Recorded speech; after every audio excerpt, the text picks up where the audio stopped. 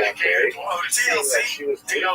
Okay, then there's a whole show that women hook up with guys. I see an orchard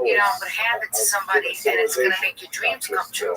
It doesn't work like that at all. Okay, I hope just I feel can bad get when at least some of my people excitement put about so the much into, period, you know, and one I encourage person, you to have a look me, at the you, lots of whoever videos else that is you want to see DMing, more. and I understand where they're coming from, so I have empathy that I know, like, this person doesn't really get it and he doesn't understand how it works and how you really go through a real process of pitching your script to real producers. You don't just DM an actor. I'm just an actor.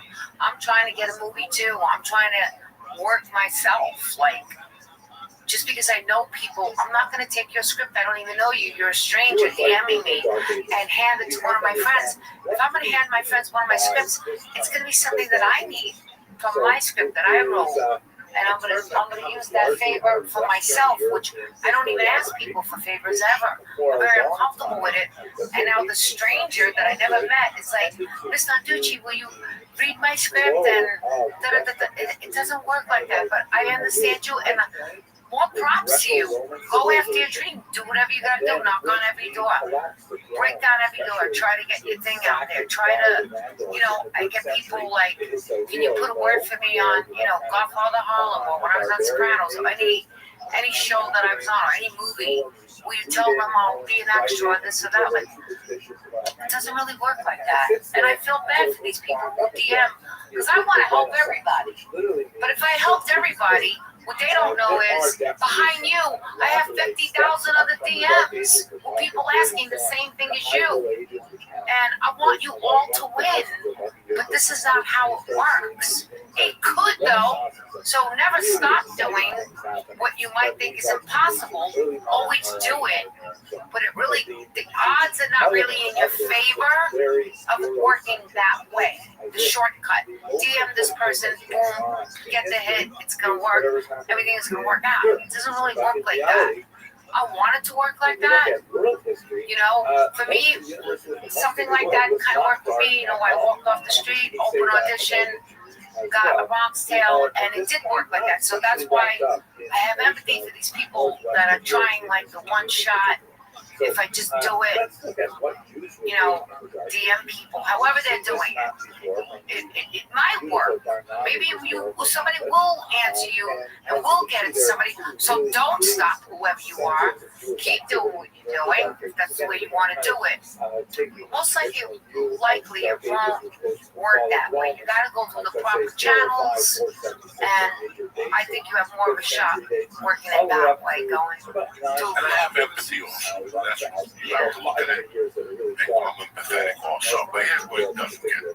Yeah, I've helped those people.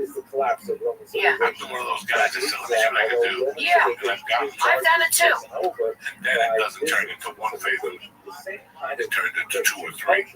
So I went from my watch, borrowing my watch, a good day, and now you're going for my whole one. Well, that's right. People don't know when to stop. That's one thing. Yeah. And the other thing is, I look at the reasoning they're coming at me with.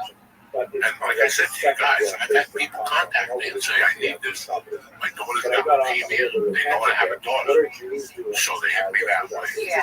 Okay, they hit me with weird stuff. Well, that's called a guilt punch. This weed shit, this weed business shit, those are the biggest maggots in the world.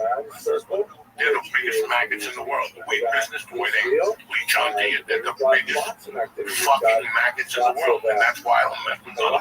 I've cut them all off. You can't even get one of those motherfuckers a rock. Because next thing you know, you're a spokesman for that company. And you can't talk. You gotta be very careful. Yeah. And you try to walk the earth as a Christian kung fu. Helping people out. Yeah. But people don't know when they when no is no. People don't know when you reach your limit. When there's nothing I can do for you. I wish I could help you. Yeah. But you're ready, I get before anything happens in my world, I got 20 people I love and cheerful. Before I donate to the Red Cross, or fucking this guy, I got 20 family Yes. You know what I'm saying? Yes. If you think I'm gonna give $200,000 to some art gallery to have a party and drink wine, but my fucking people are starving when people ain't doing shit. Yeah. No, I'm not doing that. That's what most people do. They want to save the world, but not the people in front of their fucking eyes. Okay? Yeah. I'm one of those guys. So you want me to do this for you? Meanwhile, I got people that have known me for 20 fucking years, walking around, eating, taking shit, fucking whatever, And that's what people don't understand. I get requests things. I mean, I get people asking me to ask Joe Rogan for UFC tickets. I want tickets. You don't even know the man. Yeah, I get people asking me to give De Niro. That's the biggest request. Could you give this to De Niro? My father was in the mafia, and they think he's really in the mafia. I'm like, look, I was married to him in a movie. He's not really my husband. I can't ask for favors like that. It was fake. I'm not really. But I do like you. I help where I can help. But people that I know, or sometimes a stranger. One stranger will hit it right, say it right, do it in a way right, where they're not trying to not do it right, they're just being them, and I see it's coming from a raw, honest place, and they're like, Miss Narducci, if there's anything, I'll be an extra, this, that, and I'll go look at their page, and I'll look at their face, and I'll look at their eyes, and I'll go, I like this guy, I'm going to help this one, and I'll go to casting, if I'm on a show, and I'll be like, if there's any extra stuff, get this guy, and I'll help my friends if I can help, even acquaintances. Most of my friends are on their own and they're doing their own thing, they don't really need my help, but like some acquaintances that want to be like, get me a little role, an extra job or something, like I go right to casting. I have no problem with that. If I'm on a show, you do have a connection with casting. That's somewhere where you do have a little, not pull, but a real connection where they may listen to you. You can help them with some extras. And I can do that. I'll do that. I'll help people. Or my friends that are actors, like certainly you're a great actor. Like I'll be like, he should be on Godfather. What are you kidding? Or like whatever I do, I always mention my friends. But the people who just DM and send me a whole script, they expect you to read it. You're so busy. You got so much shit on your own team. Motherfuckers are the ones when you're eating dinner or you're at a bar talking to somebody you haven't seen in 10 years, and they come up to you, excuse me, and I don't mind, excuse me, nice to meet you, and take a picture. Yeah. But it's some motherfuckers that has 3 drinks in it. Yeah. See, because once you involve alcohol, that's a complete different animal. Yeah. Now they just want to sit next to you and stand there and ask you creepy questions. I'm telling fucking Captain Narducci my life story. I don't need you over here, but they don't understand that. Yeah. And if you say something to them, they get offended. Yeah. They want to talk business at 11 o'clock when you're on 3 mushrooms, smoke 18 joints, then you're fucking high. And it's like, God, Yeah. It's never, like people, I talked last week about, I learned something from acting, and I took it for the rest of my life. The moment before. Love it. The moment It's so important. But then when you look at the moment before life, when some guy runs down the streets and says, Catherine, fuck you, I hated you, the Sopranos, and it's 8:30 in the morning, and now you have 2 things, and you can look at him and go, fuck your mother, and lower yourself, and you keep walking and go, what happened to him at 8:05 in the morning? Yeah. What happened to him? This white biting thing. Yeah. What happened to him? The moment before, because if you go out and when he comes back with a knife and stabs you, it's like people on road rage. When you get beat up in a fucking car, you don't know where that guy was the moment before. Yeah. It's so very important. It's so important. So, I'm sitting there talking to Catherine Narducci at a bar, having 3 drinks with him. This idiot comes over, hey, Puto! Hey, this guy, no big pussy! And they're on, and all of a sudden, you're like, my mother just died. And they just cry. They don't know what the moment before. So when you walk over there, be very cautious. And that's something you learn at home. That's not something you learn at night. You learn that in your home. Your mother taught you that shit. Don't, approach him, say hello, and keep fucking walking. He's talking to a woman. People feel like they know you. And listen, these are all the things of why we got into our business. These are all the opposite, like guys watching Ole Ole. Did you ever see Ole Ole? The Rolling Stones in South America. How Mick Jagger walks by himself. Mick Jagger loves to fuck with people. So like when a year ago he went to Nashville and sat on the boat an hour, he's the king of that shit. Yeah. And they asked him, I said, Bill Murray does that too. Yeah, aren't you scared that people don't bother? And Mick Jagger goes, it's part of the gig, man. It's really part of the game. That's all part of the game. I love people. Yeah. It's the people that come up to you expecting something. Yeah. You know, I told the joke on stage, I go to a strip club by my house. Once or twice, I go in there. I eat some mushrooms. This is true?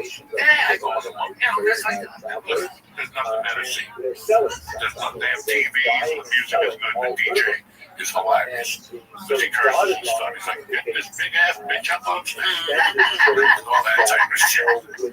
So you're just strolling, dipping in and out, get a muse, go home. I won't even get a lap dance. Yeah. I'm too embarrassed. You're just going in, you're getting the dip in and out, little muse, go home. Every time I go in there, Wrap it up.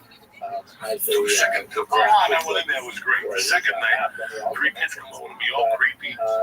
Now, if there's a strip club, look your best. They still got the hat on from the farm. You know, 3 fucking dudes in boxes. You know, like they said, if they're from anywhere else from Brooklyn, they're all farmers. These guys were farmers. They had a baby. It's Friday. They went right for work. And they come over to me. You know, you doing this? I went to strip club.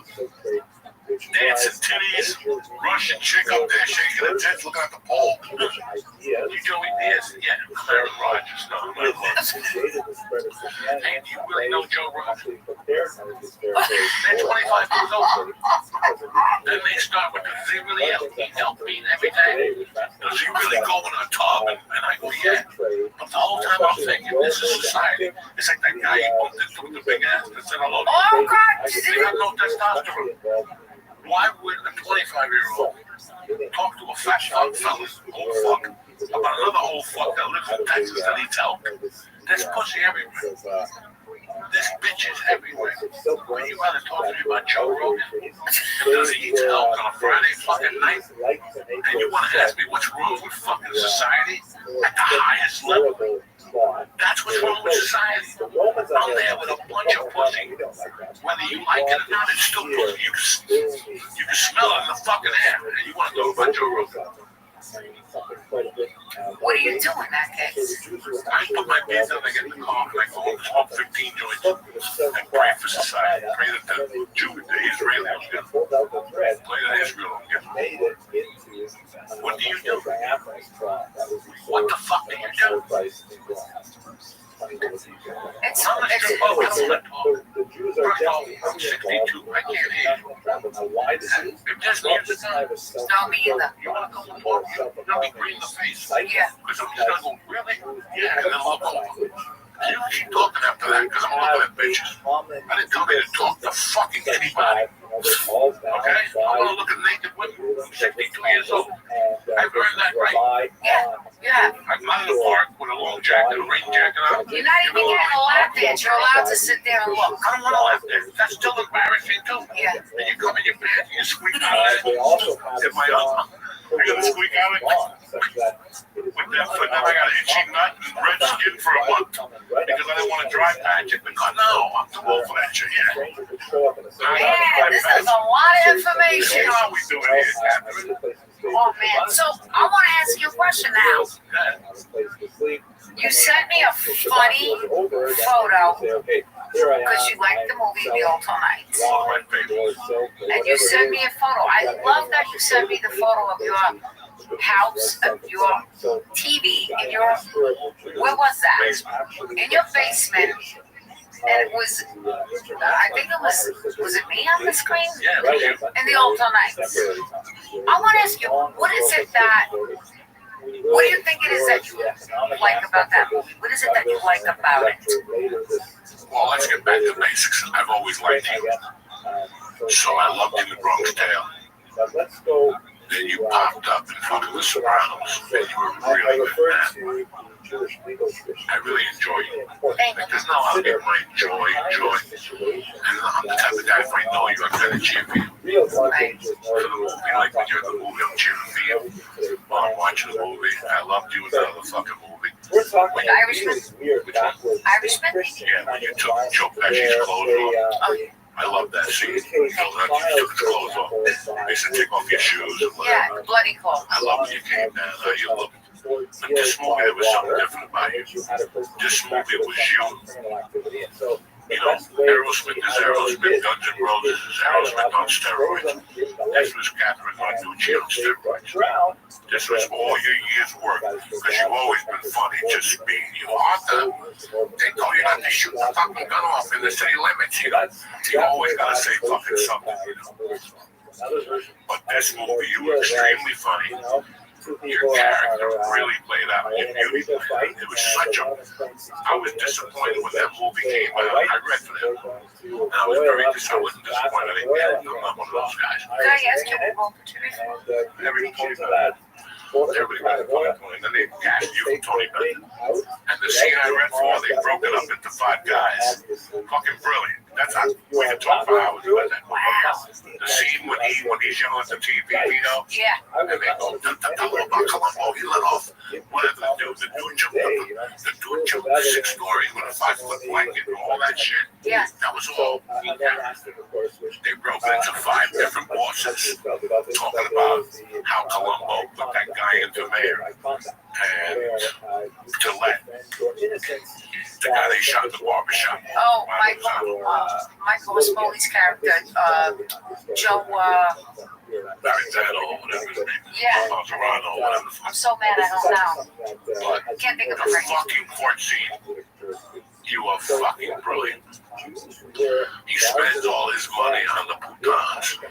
It was very reminiscent of the scene when Christopher gets the AA thing, when you all go to his house.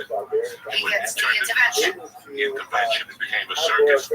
That court thing became a circus, and then you even say it in the scene, this has become a circus. But the beauty about You're a clown. You're a clown. You spend all your money with the boutons. Ask him, he gives all his money to the boutons. I'm a pro man. He's there fighting. He's my He was good in that. I haven't made $1 in years. You know, I'm an old man. I live on Social Security. Yeah. You're like, he bags of money come to his house. But the beauty about that whole scene and how it was written, that at the end, then you come back. And you go, and you run, I'm in there with the fucking dumbest thing in the world is, I still fucking love him. He asked me to take me back, and I take him back tonight. Dysfunctional. That's a beautiful fucking scene. That's funny. No, you know, the scene was written like that. I know you improvise. I know you told you to do what you did. But even that scene, like, no matter what happens, I still love him. You're so Thank you. How he tortured you. You know, with the money, when he comes in to get the fucking money from the rich. Oh, yeah. And Tony's there. And I jump over the bar. It's just, I enjoyed that movie. When that movie came out, I was really depressed. Like, it had been out. So they go, well, that movie didn't come out yet. And they're like, yes, it did. It's in the fucking movie theater. I go, no, it's not. And I went online. I'm like, oh my God, it's in the movie theater. I didn't know nothing. Wow. To the release date. I didn't see an ad. I didn't see it on the internet. Nothing. Yeah, they didn't really publicize it too much. The problem is, when you have such a big budget, a film like that, there's a lot of you put an Amazon film late at night that you've never seen or never heard of. I don't have Amazon. Like 5 out of 10 of them are. Okay. Like I just watched one about DiNapoli. He's a mob boss in Brooklyn, and he gets hit in the head, and he goes into a tree. Oh, shit. Oh my God. It's horrible, but funny. Vincent D'Onofrio? Yeah. He's a mob boss, and now he gets hit in the head, his old men go to shoot him, he jumps into a lake, they think he's dead, and he shows up on a tree. What do you mean, a tree house? In a tree house, because they're going to tear down the forest, so he wants to sit in a tree house. So he's a mob boss, they're all coming to him. Oh, please, Vito, come down. In a tree house. In a fucking tree house. Oh my God. It's a cute movie, but then there's like another one. There's like 20 Italian movies on there that all of them should be banned. Are you in Graceland? No, and then Not even just take it off, just banned. What's that? They should be banned. These movies are just never made. But there's a movie on Amazon. Let me tell you the cast. Yeah. Godfather Home. The black dude. The black dude, yeah. Oh, are you talking about Forrest Whitaker. It's Forrest Whitaker. Oh, Forrest Whitaker. It's Ray Liotta. It's fucking Justin Timberlake's wife. Jessica Biel? Fucking gorgeous. Gorgeous. She's. I mean, it's an all-star lineup. The English kid from the movie with fucking Angelina Jolie. I mean, great names. Movie was shot in Toy. It was shot in Toy, but I have a friend who was the hot dog man on that movie. It's a movie about Ray Liotta comes out of prison, and he goes to see his daughter, that's Jessica Biel, but he can't tell her, and Jessica kind of hits on him, and now he's caught between a rock and a hard place, and he's going to die. Wait a minute, his daughter's hitting on him? She doesn't know it's his father. Oh, that's He goes to the strip club. Wait, how is this movie, though? It's a good movie. It's very interesting. Wow. Shit. You know who plays the strip club owner? Roadhouse, the dude that died of cancer, with a fucking wig on like Walter McDowell. Whoa. What's the guy that died of cancer from Roadhouse? Oh, Patrick Swayze. It's an all-star lineup. But I have a buddy who plays a hot dog man in the scene with Forrest Whitaker, with a Gabriel Iglesias buddy. Shit. So I bumped into him and I go, bro, good dude too. I forget he's on a commercial now too.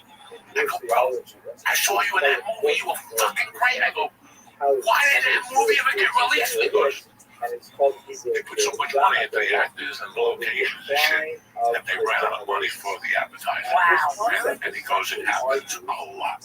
What's the name of the movie? Earlier generation. IMDb, Blue something. IMDb, just put Ray Liotta's IMDb. Yeah, I gotta know. We gotta know now. No, this movie is fucking wild. And like, they shot it all on Gardner. They shot it where I live. They shot it. Yeah.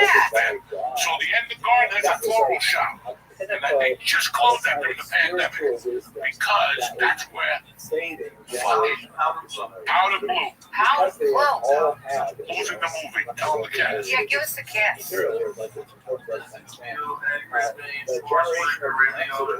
Had achieved such a closeness to God. I thought Vincent D'Onofrio was in it. No, the guy, Roadhouse. No, Forrest Whitaker got Father Arnold. Oh, wait, what was Vincent D'Onofrio in it? Oh, wait, you lived in the treehouse. What was that movie? Shit. Well, this movie had to be long ago. Patrick Swayze's dead. Oh. Armando Cosillo. That's my brother. He's in that movie. He plays a hot dog man.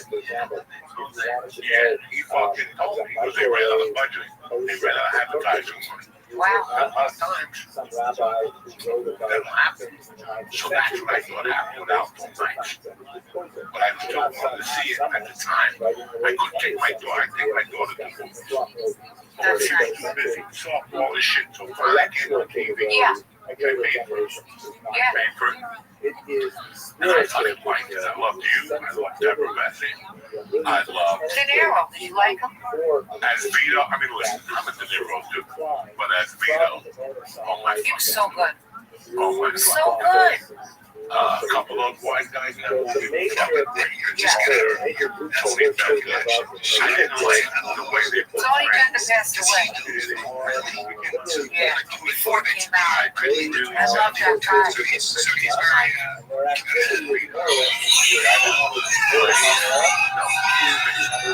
The guy that played Vincent played in Godfather. The guy that was the boss. Oh, the chin. The chin, I didn't like the chin. They made him look like a retard. The chin was a retard. He just shot the guy by mistake. He didn't shoot him right. Instead of shooting him 3 or 4 times, he shot him and ran away. Yeah. But that guy didn't go on to fucking lead a crime family being a retard. He ended up playing a retard later in his life, but it was also a scam. He was that brilliant. Right. You know, He so played that. that's the only guy I didn't like in that movie, how they played him. Everything else was solid.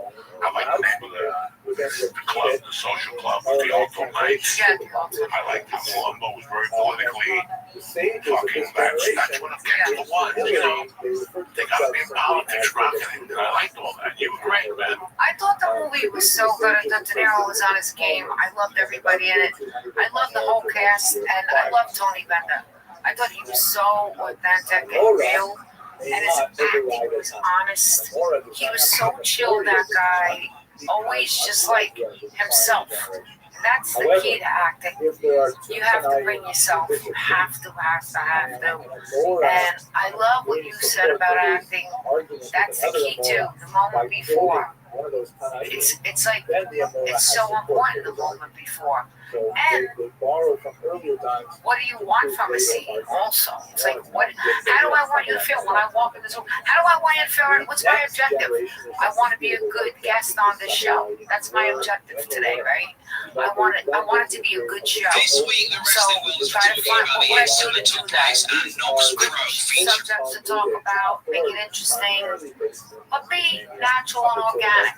That's my objective. I just want people to like the show. I hope people like this show and find it interesting. And how do we do that?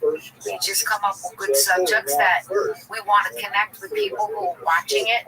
So, if we were filming this as a movie, it would be the same thing. What's your objective in this scene when you're filming the podcast scene? Oh, I just want to be a good guest on this. Right? It's so simple.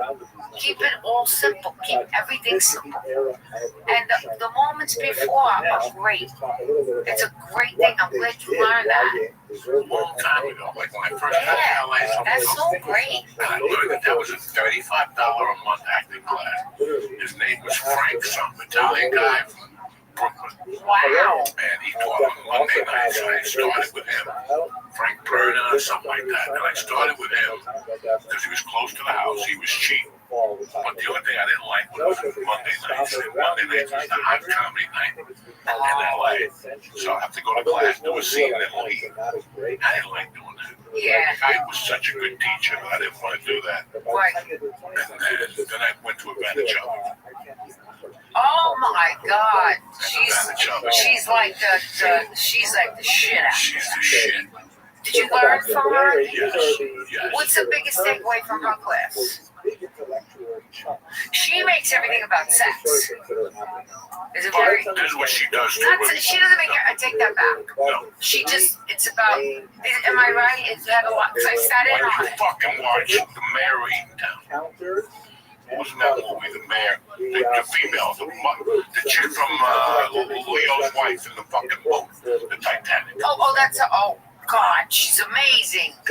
That's Kate. Like that bitch has no barrier. She'll show you her pussy.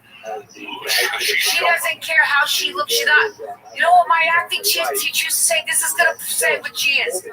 My acting teacher, Charlie, who died, used to say, stop being a mirror. That's me. If you were on stage and you were worried about your looks and what you were wearing, he'd say, stop being a fucking mirror actress. She's anything but that. She doesn't give a shit. She'll come out, no makeup, raw. She doesn't care what you think. I got them all coked up one night. I'm sitting there. And I put HBO on, and all of a sudden it's her with a pussy out with Harvey Keitel drawing her. And I'm like, she just won a fucking tremendous Oscar. And she's on the late night. So one night I was thinking about that because I saw something else in the pussy was out. What? I Googled her. Her pussy's been out like 18 months. What'd you say? Little monster, something like that. Yeah. It's a movie. But fucking. With the pedophile. It's crazy that she doesn't care. No. I read an article where the producers called her and said that she looked chubby. And she goes, leave that in. That scene where she fucked the guy and the pussy was, I mean, she's fucking nuts. That's what Ivana does to you. Ivana takes a woman who's grown up in my house, let's say. If I had it like my daughter, I'm very like, this, that. I give her some rope, but she knows the bottom fucking line. I'm a Cuban, old school dad. So I'm gonna fucking here. Huh? You strict? I'm 12, she's 12. She's going into Jaws of life now with me. Yeah. Her mother had it until she's 12 now. I mean, me and the mother have it, but now I gotta look at her a little more. I gotta watch her a little more. These are the ages where they need their dad. They break away from the mom a little bit, and you either have to talk to them. Yeah. You gotta talk. You know what I'm saying? You gotta talk to them. So, now you can get what I was gonna say. No, you talking about how you with Kate? You said Kate. So, if you get a girl like that that moves to Hollywood and says, I'm never gonna show my titties, that's great. Until you walk into Havana's cat class. Havana's like Richie Shaw when you tell them what you don't want to do. That's the first thing they make you want to do. I told them I don't like it.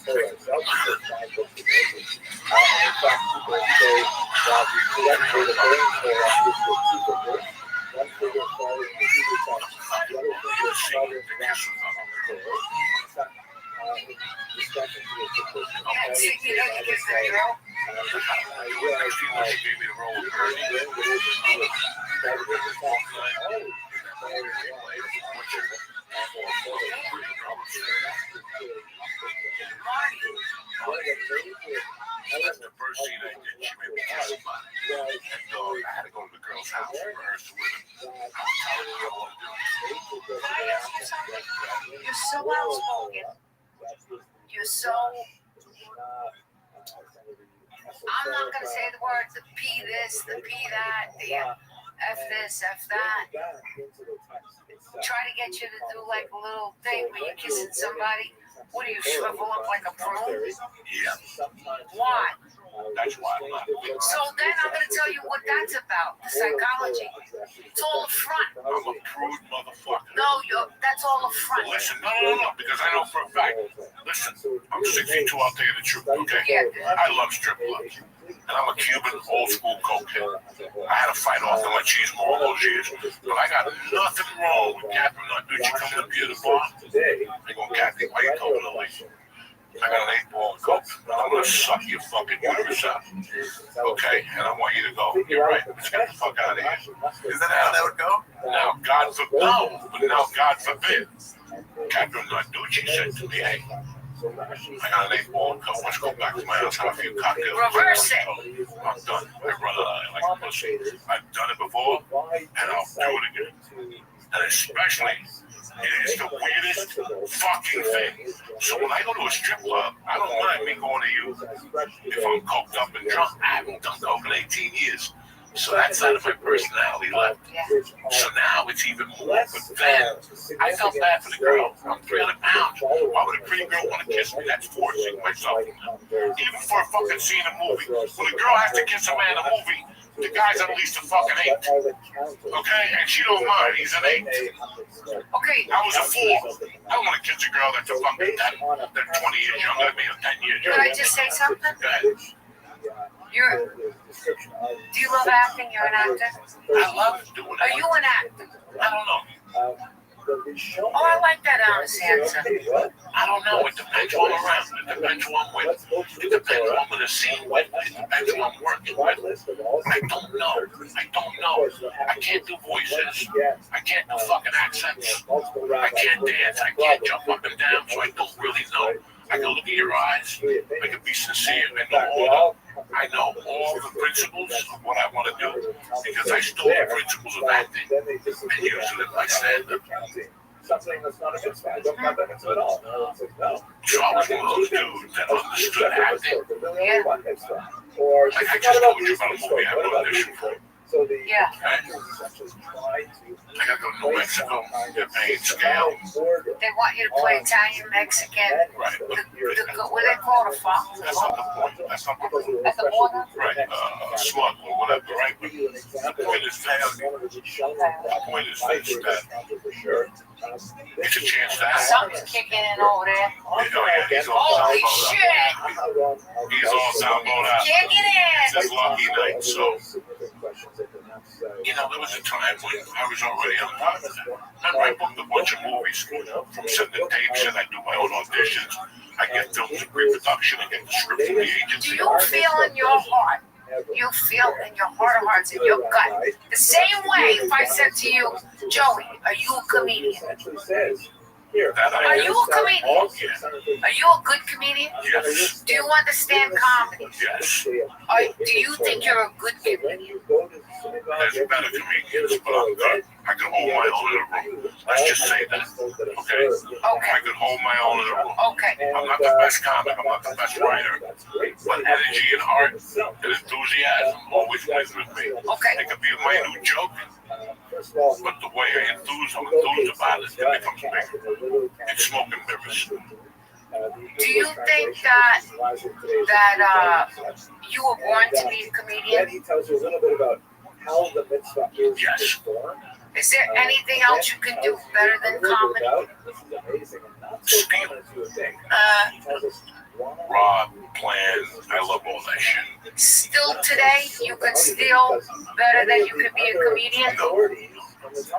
That's not even in my world anymore. Okay, so I couldn't be a burglar now. You know what I'm saying? So I can walk on the ladder. I can't go in through a mirror. I go through a TV. I go in through a fucking window. I'm gonna be soft before that. So stealing was survival. Comedy is for survival too, because comedy I mean, I'm not a comedian, but I'm an actor, and I understand the art form of any a musician, a painter, a comedian, an actor. It was survival until I realized the stakes. I say that to you. That comedy was survival. I didn't want anybody to get a touch of me. I had just gone through a divorce. I owed $250,000 between attorneys, Discover cards, Visa cards, MasterCards, American Express cards. I couldn't get a job because of the felony. What are you going to become? An acupuncturist? What are you going to do? I can't take the test. I can't get licensed. So at that point in my life, I was always a big fan of comedy. I never thought I'd have one. I figured I'd do comedy and drive around the country until I fucking got old or beat. When I started this, it was just to disappear. And to find out who the fuck I was. Like, take this in a car. A moderate car. It wasn't no Cadillac. It wasn't no Maserati. It was an 89 Nissan B210 with a broken suspension. And I just wanted to go out there and see what was out there. But then the stakes got high. And then I found out that Tim Allen had done time. And other comedians had done time. And Lenny Bruce had been arrested a few times. So I felt in a good company. And then I read a Lenny Bruce book. Then he broke it down. He lived at that hotel in Chelsea. And he did heroin. And he fucked strippers. And he slept all day. And I'm like, oh man. That's what else do I want to do? So you identified. Lenny Bruce was playing in a jazz club, being a comedian in the strip club at night, and then going back to a hotel with no responsibility, no rent. You know, you pay rent, but it's not a big house. You don't have to pay HOA, mow your lawn. It's just a fucking woman and a fucking syringe, and you're fucking and sucking, and you're writing comedy. What can be better than that? But it didn't work out for me that way because I didn't want to do it. I wanted to do comedy. So what that meant to me was that you didn't want to be part of a society. It was like joining Hell's Angels. It was like joining the mafia. I was a rebel because I had no choice. Because I couldn't get a job in the regular world. And I'm one of those guys. I'm not saying anything bad, but as much of a douchebag as he is, I'm not saying this. I'm saying from people's opinions. People don't like Sam the Bull Romano, but I got news for you. Sam the Bull Romano, nobody liked him, and I understood why. But that motherfucker could run a CEO. He could be a CEO of any fucking company. And there's a lot of those gangsters that could have been CEOs of any one of those companies. I just repeated this here to Lee and these guys one day. I learned good things from bad people. Okay? No matter how bad they are, they have one good fucking trait. Maybe it's remembering something. Maybe it's mathematics. I mean, you know, what's a famous Jew? Fucking Maya Lansky, you know. These guys were all, he was a mastermind. He dropped out of school when he was 6. And he was dyslexic and with a bum like to boot. You know, it doesn't matter what you're fucking, well, I have an IQ of 180. Well, if you send money to Africans with $8 million because your mother left you a will in Africa, what good is that 180? What good is it if you go 10 for 10 on Jeopardy? I don't give a fuck about that. It's when you translate into the street. It's like functional fitness. When we're kids, we do curls and squats. I still do squats, but it's more for function now. I use bands and fucking, pulleys and whatever the fuck. So it's the same thing. You adjust. My point is, I have no idea because I took the same pills as sleep.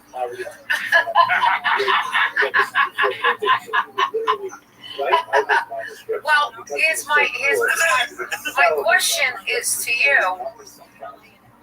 Do you think you're a good comedian? And were you born to be a comedian?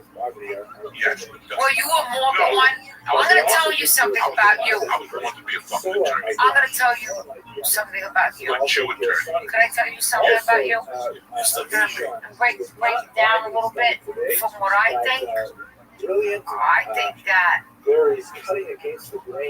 on top of the hard exterior and the cursing and the fucking motherfuckers and you savages and everything, I think that there's a guy underneath that and behind that wall who gets on a stage and gives this massive, hard exterior. Like, he's so brutal, he's so honest, and he's connected to all these other hurt people who are hard, this macho kind of thing. But I think the connection with you is you also, on top of that hard exterior, that wall, I do believe that the real connection is not that. I think that we see through that wall and see that there's a guy behind all that who is actually like this really good guy, this teddy bear who you're on stage being a comedian and you're good at it. These are all your survival skills. And it's also, you connect with these broken people in a way through your comedy. It's kind of like, what's the word I'm looking for when you do reverse psychology? You're doing sort of a reverse psychology where you're like, come on, you motherfuckers, and you're like, you're using that, but you're connecting in a way where you grab them because they understand. We understand what you're doing. You're good at what you're doing. Like, you're making a connection with these people with that hard exterior. This guy is having a meltdown behind the scenes. He's having a meltdown. No, you really are. You're like this guy that really connects in a way that it's almost like it's sort of like a psychology thing that you do where you come up with the hard exterior, but you're also connecting with people and helping people in a way where it's like, show me you're helping me without showing me you're helping me through your comedy.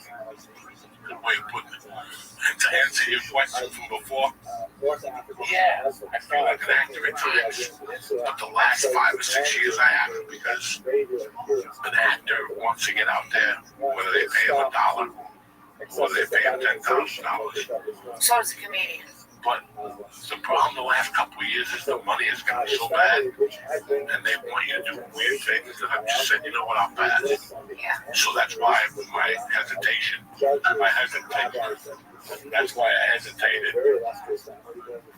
That's why I hesitated to answer your question. That's why I hesitated to answer your question. Are you an actor? Because I got offered to play, but I didn't want to do it. Why? It was the heart of fucking July. It was a weekend in New Jersey, which I don't know about you. I don't think people want to play in New Jersey on the fucking weekend in July. Okay, but right away, I don't want you to sound like I was negative off the bat about it. The real reason was the time. I like my time at home. I like my time with my daughter. I like being close to her. For the first 7 years, I was always doing a podcast or doing something, and I was in her life, but not. And I saw the change when we moved here, because women don't want to be loved; they want to feel secure. She doesn't need to hang out with me. She comes down 3 times a night. Look at, are you okay? And then she'll take a water and get right back on the phone. But she comes down. And I can see that, so I like being around. Yeah. You know, like I like being around. Like when she gets home from school, my parents went home when I got home from school. What a fucking horrible existence. In the old days, somebody was always home when you got home. That's called a latchkey kid. That's called what? Latchkey kid. What's that? That's a kid who lets himself in. Yeah, I was a latchkey. Yeah, Let yourself in. Then nobody's home. I wanted to be a latchkey, but not a little later. Yeah. A little later. You follow me? There's just so many things. And when you do a play, you have to commit. That's your fucking commitment. You just can't wake up and go, okay, I don't feel like doing it. That's like anything else in life. Then you commit to something. There's 8 people waiting on you. 8 people waiting on you. And like again, I'm getting to an age where I wake up in the morning. I may have to go to the brother to see my smoke a joint or change. Yeah. I'll go back to the clamps down. I feel like eating spaghetti. Well, you know what? I have a T-shirt that I had made, and it says, "I'm not a planner, I'm a canceler." I cancel everything. I make plans and I fucking cancel them. I'm a professional canceler. I'm lucky I'm here today. I'm happy you're here. But I'm happy I'm here. I'm happy I'm here. I got to meet this whole great. Let me tell you, by the way, people, his behind the scenes crew It's the best. is the best. The conversations behind the scenes should have been filmed. It should have been filmed. You missed the goal. The goal. The goal was behind the scenes. Starting Who's booties? You like booties? You don't want nothing but booties. You want no frills, in and out, no small talk. I want to eat. I want to be in and out. I told you. And you only want his chicken cutlets. Listen. Your chicken cutlets. Oh my God, the best. Listen, in today's world, I mean, you think where you came from, where you are today. All we have is a little bit of loyalty. But if we become these people that every time, oh my God, there's a new Nico open. It's great and something. There's a Nico. You know what? Who gave you fucking food on the arm? You broke that guy. And that's what we all forget. Everybody forgets. No, we don't eat that. We eat Angelina's in Staten Island. You know, run the water in. Leave me the fuck alone. We all grew up in one place. That's all you have. Keep it simple. This fucking jerk off goes to a pizza place, and all these saps run after him. A skinny fucking Irish kid from Boston. They point like, I've never seen a society of such suckers. Because the East Coast is made of great pizza. We don't. There's so much good pizza now. That if you make bad pizza, you get ousted. So everybody has a different flair to it. So for you to tell me that you're going to drive 2 hours to get a slice of pizza or something like that, it just doesn't work. You grew up eating. Well, you're not into the trends. No. And you're not into the gurus, and you're not into follower to follower. Follow the follower. This is regardless to the dance. Now you want to be Johnny Bananas and be better. And that's what the problem with us is. Yeah. We forget who got into the fucking dance. That got you to the dance for years. And okay, you may be bored, but you better go in there once a month to pay your fucking respects and keep your fucking mouth shut. To a pizza place? Whatever.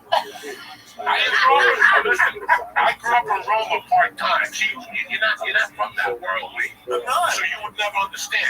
She grew up in the Bronx. And there was where the fuck you grew up? And there was 1,000 fucking places to eat pizza. But there was one that your mother and father went to. And you went there every day. And you went in there to school. And Mr. Nicky, whatever, he gave you a slice, he gave you an Italian ice. Your whole life was in there. Until you went away to college. And when you went to college, no matter where the fuck you went to college, you kept saying, man, I can't wait to go home. To get a slice of that fucking pizza, okay? And you went back home and you got that pizza. But now you moved to Asbury Park. You know, I like the Sicilian with the whatever. Leave me the fuck alone. Leave me the fuck alone. I get it. But every time you come up, pay your fucking respects. Pay your fucking respects. We grew up in that fucking place. What the fuck is wrong with people? Oh, so you feel like people are jumping ship? All the time. All the fucking time. Jumping ship. All the time. To the hottest restaurant to impress somebody. Well, we went to Lola's. Shut the fuck up. Yeah, I get Shut the fuck up. I get what you're saying. Shut the fuck up. I just moved from LA. Where there's no loyalty. 20 years I sat there. No loyalty. Nobody. No, we went to only no. You're from fucking Jersey. Why are you eating that shit? Because it's good or because? No, because this one said so. The forces of being, or what is it? Let's tap into what the fuck you're doing. You're not one of these fucking Americans. Why are you acting like that? For 30 years, these Americans fucked you in the ass. Now you want to be like them. Shut up. You eat their lunch. You fucking tell them when they're gonna eat, you motherfuckers. I'm not going there. I don't care where you 11 people are going. And that shit ends. That shit ends. You have to have something. You have to stand for something, man. And that shit pisses me the fuck off. Well, you know what it is? Simple thing. You're probably saying, Swipe left, swipe left, swipe. There's always something new. Swipe people left. at home right now going, what the fuck is wrong with him? He's a grown man. You don't know where the fuck I'm coming from. Well, I'm coming from is you have to have something. Yeah. Just a little bit of fucking Loyalty. Just a little bit. You want to die with in this fucking rotten world. And it's a loyalty, not to Twitter. Yeah. I'm loyal to Instagram. You gotta be loyal to something. We grew up in this place, man. The fuck is wrong with you? Yeah, but it's the swipe left syndrome. Oh my God. Because there's always something new. You're talking about social media. If you go on social media, there's always an influencer going to a new place where the line's around the corner and everybody's got to get in what they can't have. If there's a line, they want it. If there's no line, it must not be that good. But think about this. You're making a good point because years ago, the best places like, say, Rayos or, say, Patsy's Pizza, when I was growing up, there wasn't any line. It was just a good place on the DL. But they did a great business. They're the loyal. You're talking about neighborhood people who supported them. That was it. That's all we needed. We were happy. You went in, you got a good deal, you went home. No bells and whistles. Right? Now, swipe left, go on social media. The next influencer who you like is telling you it's like bing, bing, bing, bing, bing, bing. It's like a pinball machine. Go here, go there, go there, go there for the best donut. Go there for the best donut. I found the best donut in New York City. They're gluten-free. These influencers are brainwashing everybody. We can't have a moment of silence. We can't have a moment of silence. Hudson County people. We can't have a moment of silence. You were raised a little differently. You can't brainwash Bronx people. You can't brainwash old school Brooklyn people. That's the fucking problem. Okay? When we're selling something, because we're raised, listen, I'm just a stupid fucking fellow inspector. Let me tell you an interesting story while we're here. All of us. David Chase wrote a beautiful show called The Sopranos. And he made you the wife of the guy who owns the partner. Marty Bucco. Do you remember on that show when you had regulars that came in every week? Not 6 days a week, but they came in once a week. And they got the same stupid dish, maybe a different type of bottle of wine. How many times on the show did Tony Soprano or Christopher Moltisanti say, Artie, I know this menu back and forth. It doesn't matter. That's the restaurant. I know the menu at Rudy's back and forth. I know the menu at Osteria back and forth. We know the menu at fucking Las Places back and forth. You know the menu at the Riverfront back and forth. You know the menu at Carmine's back and forth. I don't know. You know, you just know you have something that you know it, and that's fine because that's home. But you know what I like what you're saying? You really mostly, if you break it down, everything you're saying just comes down to loyalty. That's home. Another episode. Years later, he talked about it. He goes, Artie, in my darkest night, I was driving home. There was a storm. And we came to you, and you let us in there. There was no power. And that's one of the best nights we had in our life because we were home. People complain that they're depressed, but they ain't got a fucking home. And then they don't want to go home. Yeah. They always want to go somewhere else. At always crib. Just you're here, enjoy it, shut your fucking mouth, and eat the fucking food. Don't drop any fucking Italian names on me, so help me God, I'll you disqualify because right to the fucking skull. Don't mention who's better. I don't want to hear it because right now at this moment, That's right. it's like the homeless guy you said today. There ain't no better place than where That's we're at. right. So shut your fucking pipe open that shit. And that's the problem you have. Well, it's an overload. It's overloaded. It's an I'm telling you, it's the swipe left syndrome. I'm just using that as the metaphor to what I'm talking about. It's like there's always something better. The grass is always greener. Oh, you like that place, but no, try this place. But now that we tried that place, that pasta, no, now you gotta go here. Now you gotta go there. And they'll show you the line around the corner because this is what this person, this influencer, is saying is good. But you're talking about like, for that moment, we give that place the love. That's the place, that's the place, that's the place. The next influencer goes, no, not that place. I found a better place. while you're eating, you're saying, shut up, enjoy this place now. What do you mean? We gotta go to another place now? We just got here.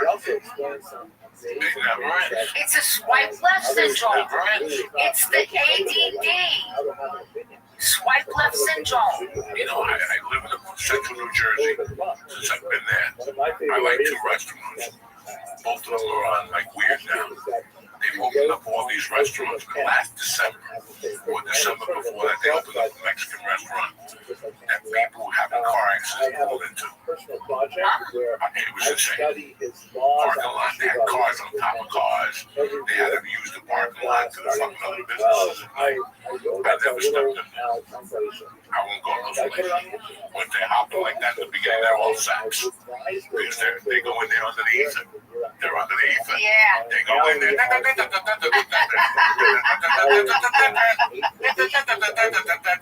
We're all great. Let's take a picture. And they pick up that margarita not knowing it's $22. And they're just pumping the ether like fans. And now your girls come and more. Now nachos and chips, everything sucks. You were drunk. You dropped 300. Now you get home after fucking and sucking, and you correlate the fucking and sucking with the Mexican bar and the Mexican drinking you went to do the night before. Trust me, the mind works so fucking weird. So you can't wait to go in there again. Then you go in there one night without your girlfriend when you're sober and see if everything sucks, okay? There's no so that's ether. I get the ether now. Now you get the ether? I get it. They suck you right in. They suck you right the It's fuck almost in. like you're under the influence. And right away, yeah, you're under the influence. You're under the influence. And you don't even know. And then you go in there one day when you're sober because you left your phone the night before. And you walk in there and the waiter's picking his nuts. You know what I'm saying? Eating this fucking boogie straight from his nose. That was a great time. Boy, I felt great. I felt great now eating that brisket with the same waiter. You know, you're right. It's like you go back in and the lights are on and it's just a room with some chairs and a chef and some food. It's not the magical place that we're making it out to be. It is. Right? There's an article or a book coming out. I read this the other night again. I do not know if this is true. I do not know if this is true. Don't quote me. Yeah. You know how life is. Yeah. Oh my God. 8 women have gotten together. 8 women have got together. And what did they do? You ready? Yeah. From the metropolitan New York City. And they're ready to file a one-time lawsuit against the owners of Studio 54 because they got raped there in the 70s. Get the fuck out of here! Again, they went down there.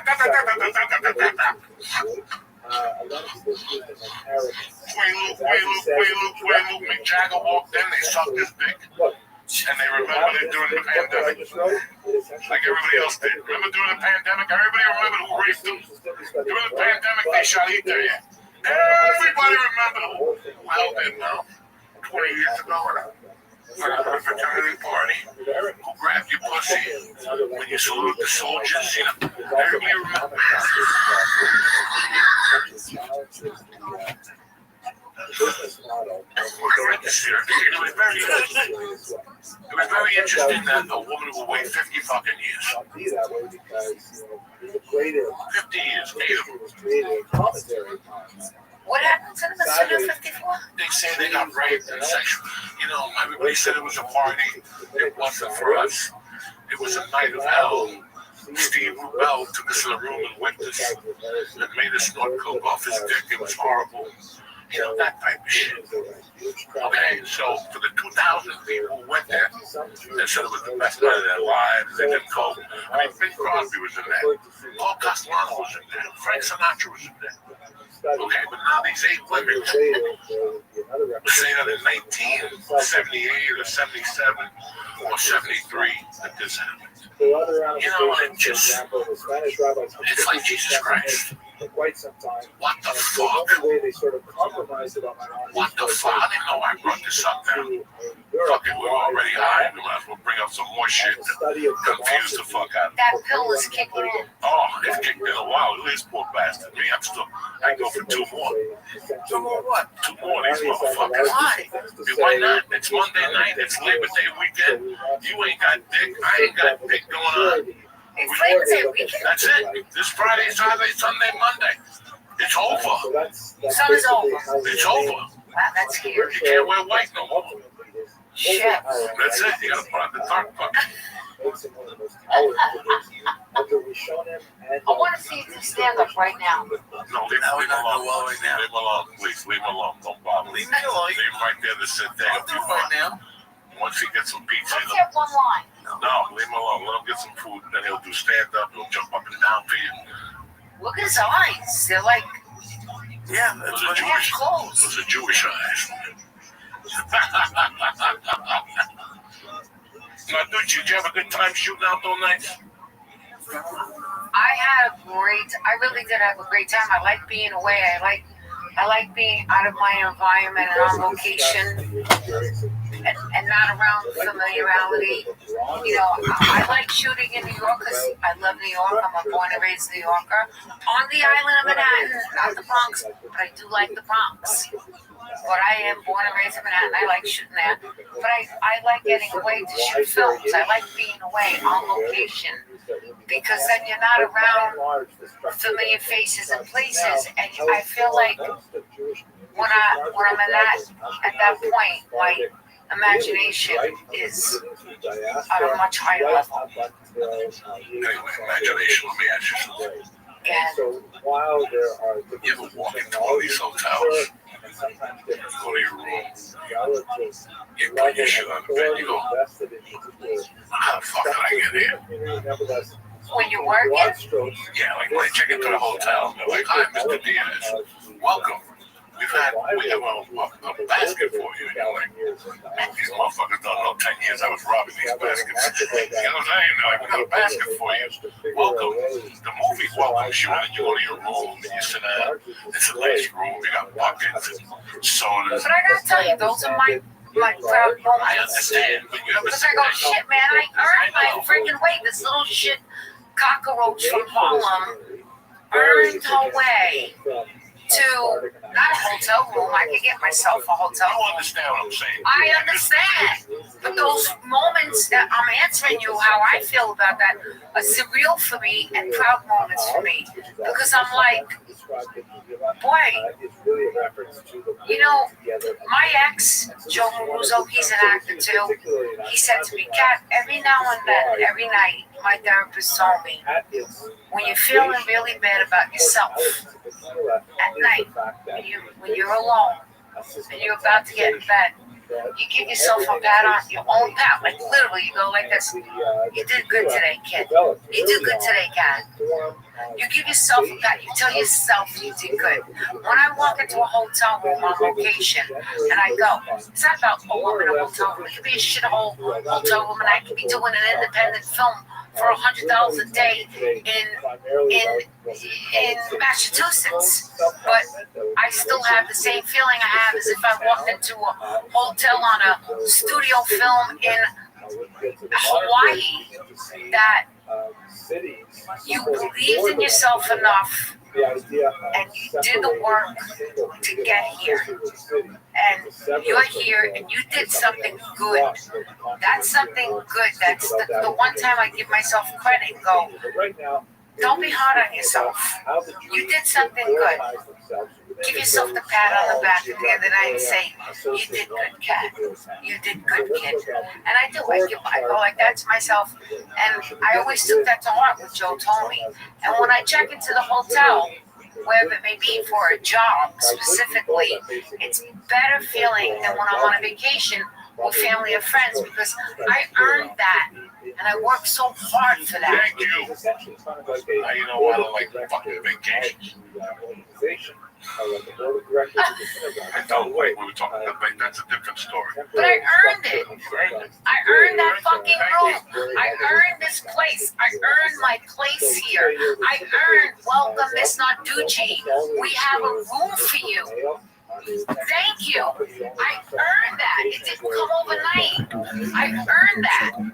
You know, from my fucking poor beginnings to where I am now. You did good, Kat. Today you're doing good.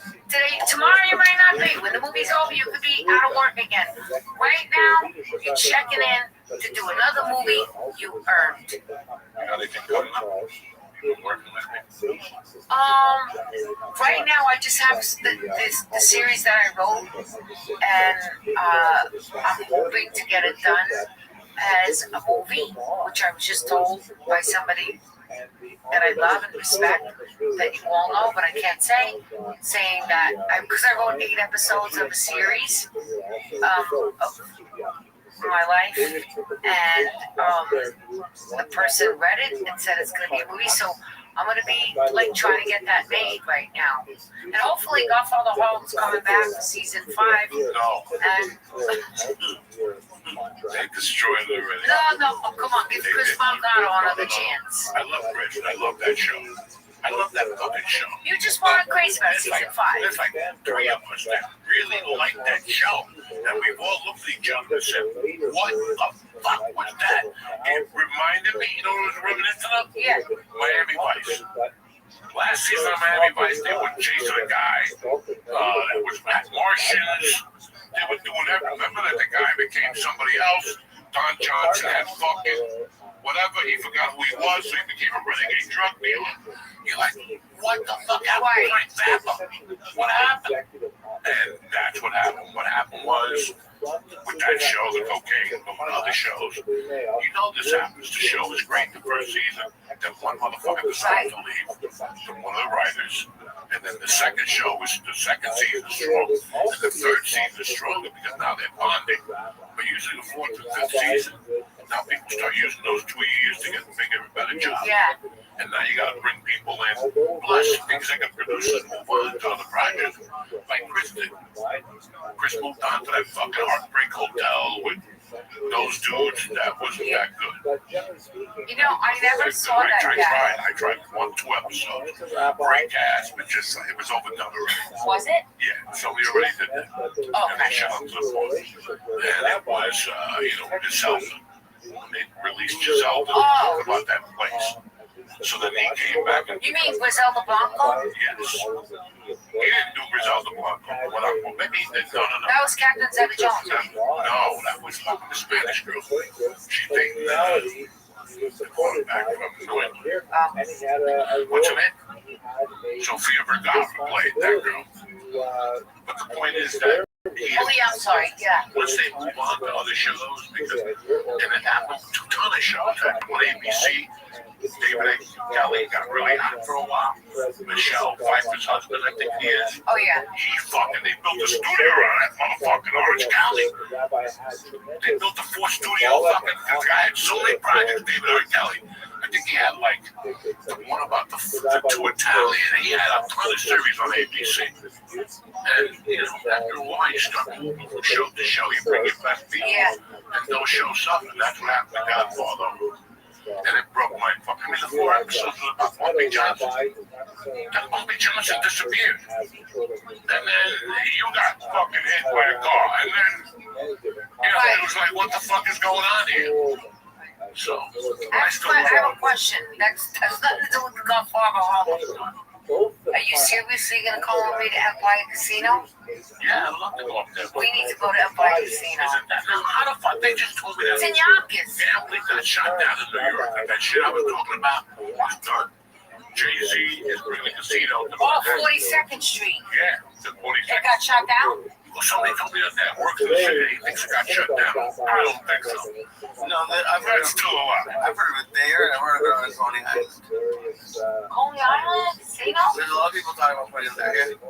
The one I heard about was by Hudson Yards. That's the one. They're going to have a fucking place as big as the Garden. A casino. What do you really think that would do to New York City? Cripple it. I don't think it would be good. Do you see what's going on in Vegas? No. Damn. I spoke to our dear friend today. So he got to the airport yesterday. He can count how many people in the airport in 2 years. Vegas on a Sunday, all the hookers are flying out, strippers, fucking everybody's flying in for the weekend convention. Yeah. And what it is, that's it. People just, they don't have the money right now. They don't have the money. So Vegas is suffering? Or the internet thing, you go home. Bad. Yeah. 70. Oh my God, they're lying. They're putting fake numbers. And they're still charging the fucking resort fees and the whole fucking thing. Not an Empire Casino in Yonkers. No. I get on the 4 train and I get there on the 4 train.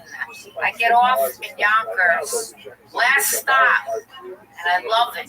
What kind of people in there? Top notch. Beautiful, real people. They graduated from OGB. That will go to Rudy's. What's your restaurant? Rudy's. Rudy's, no, they won't. They'll all go to What Rudy's. did I say to you? So it's like OTB. It's definitely a rough crowd. There was nothing like playing hooky and taking a bus to Fort Lee and go to OTB in the city on 181st Street, Port Authority. What kid is cutting school going to OTB? You? Oh, And we used to cut school to go to the thing in Connecticut, Highline, too. One of the football coaches.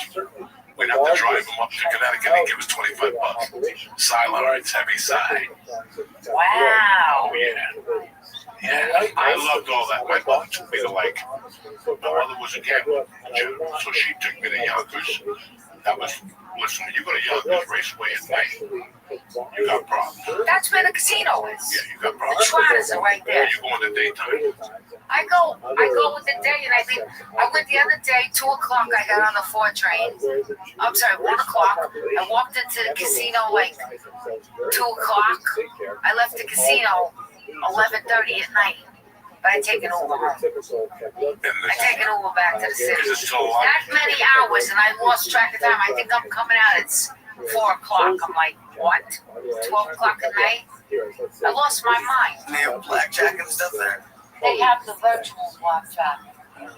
You know, it's a big screen with this like virtual pretty girl, you know. I do slots. Me too, I'm a slot dude. Love it. $20, let it roll, I love it. another 20. Then you gotta go back to the ATM. You gotta go. They take a 20. No, the ATMs are all around the casino. They're right They'll there. charge you $18. Oh, And then you get home and you bought a fucking property rush and get the fuck out of here. I don't use an ATM anywhere but fucking Marengo Bank. Because next thing you know, you bought a boat in Puerto Rico. You're like, that's fucking Yonkers, dog. They got that shit wired. Yeah. And when they take your number and one day they just make a sweep.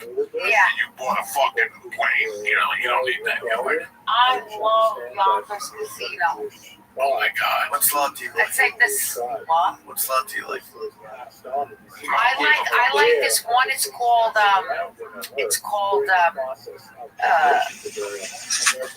what is it? Miami. BB. And I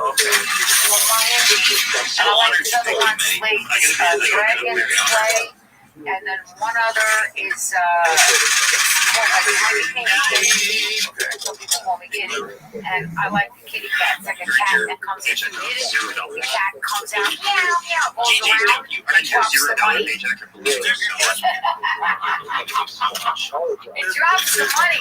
It's like a whole fucking movie I'm watching. It drops the money, it waves to you, and I'm like, Who the fuck is that? Kitty.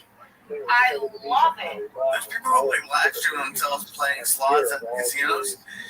I would pay to watch you play this, like, because do you like smack the screen?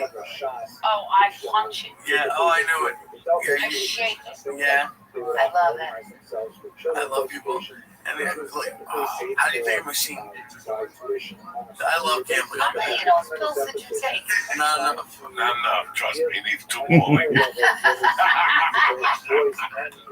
Want to go to the casino right now? Yeah, take some. Take them because I'm going on. I gotta tell you, the ferry coming here was unbelievable.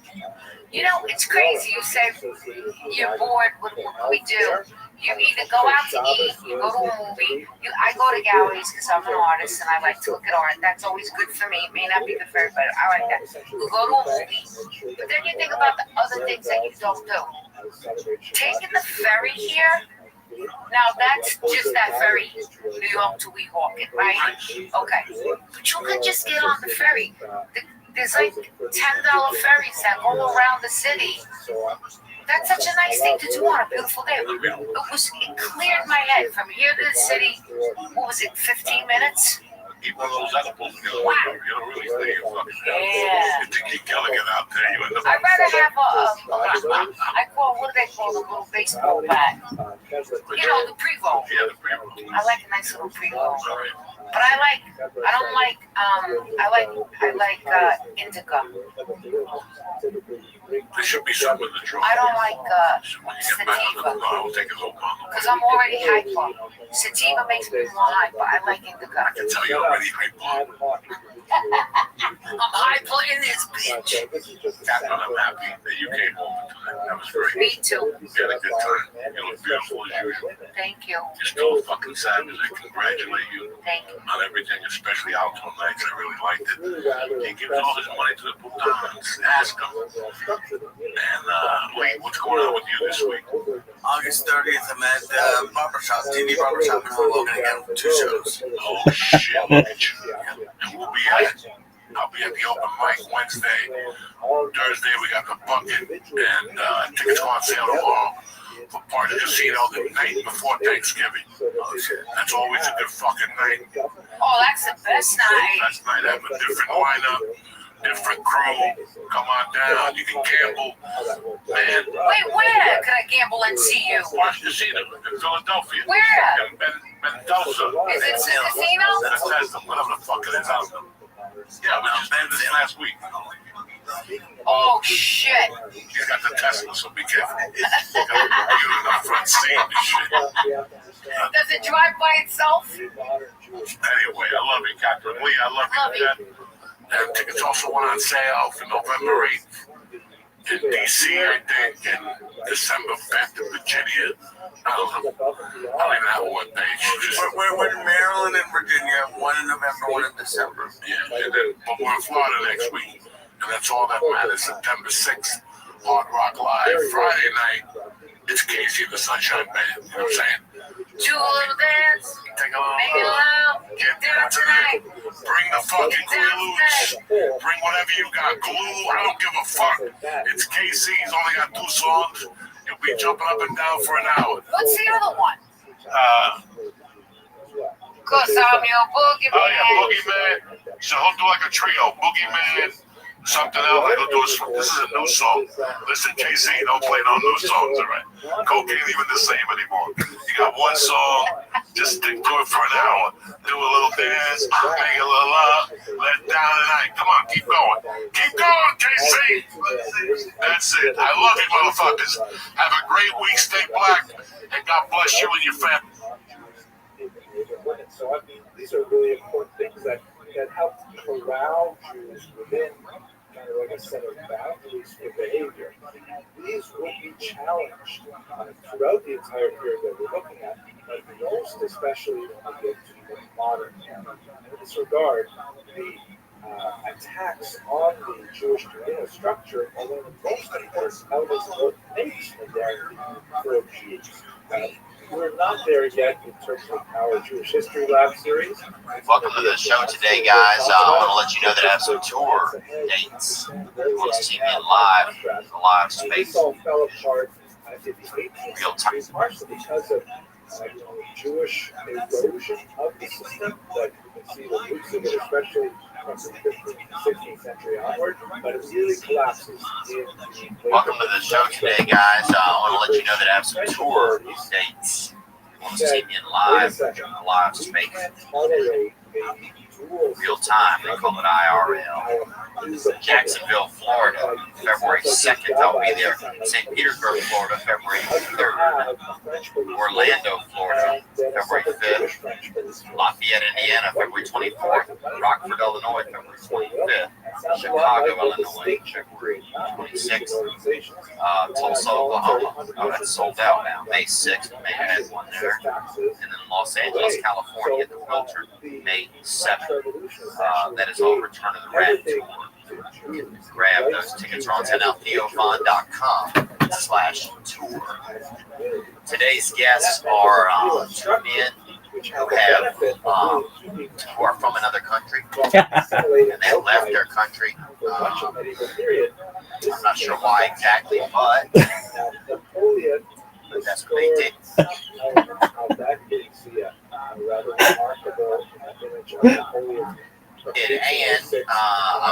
We're very happy to have them here today. They are one of the greatest selling artists of all time, of modern time, of all ADC, or AD, Mr. Robbie Williams, and comedian Mark Hayes.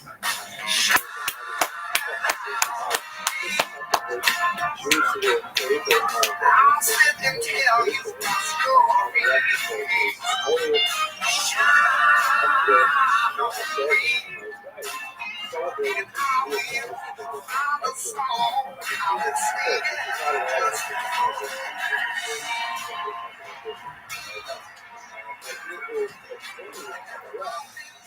It was the most fancy thing ever.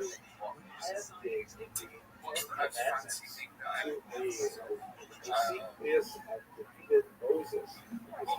really big house. Like, because I had a place that I would say was like quite yes, and that was like a mansion. It was like a mansion in Beverly Hills in a gated community. And if this book, then I just was like, Johnny, bought a place in Beverly Hills. It's 20 acres. You have right now? Yeah. 20 acres. 30,000 square foot. Yeah, that's 20 acres. Yeah. You could have taken that. There are rooms that you haven't been in it. I've got 27. That's unreal, isn't it?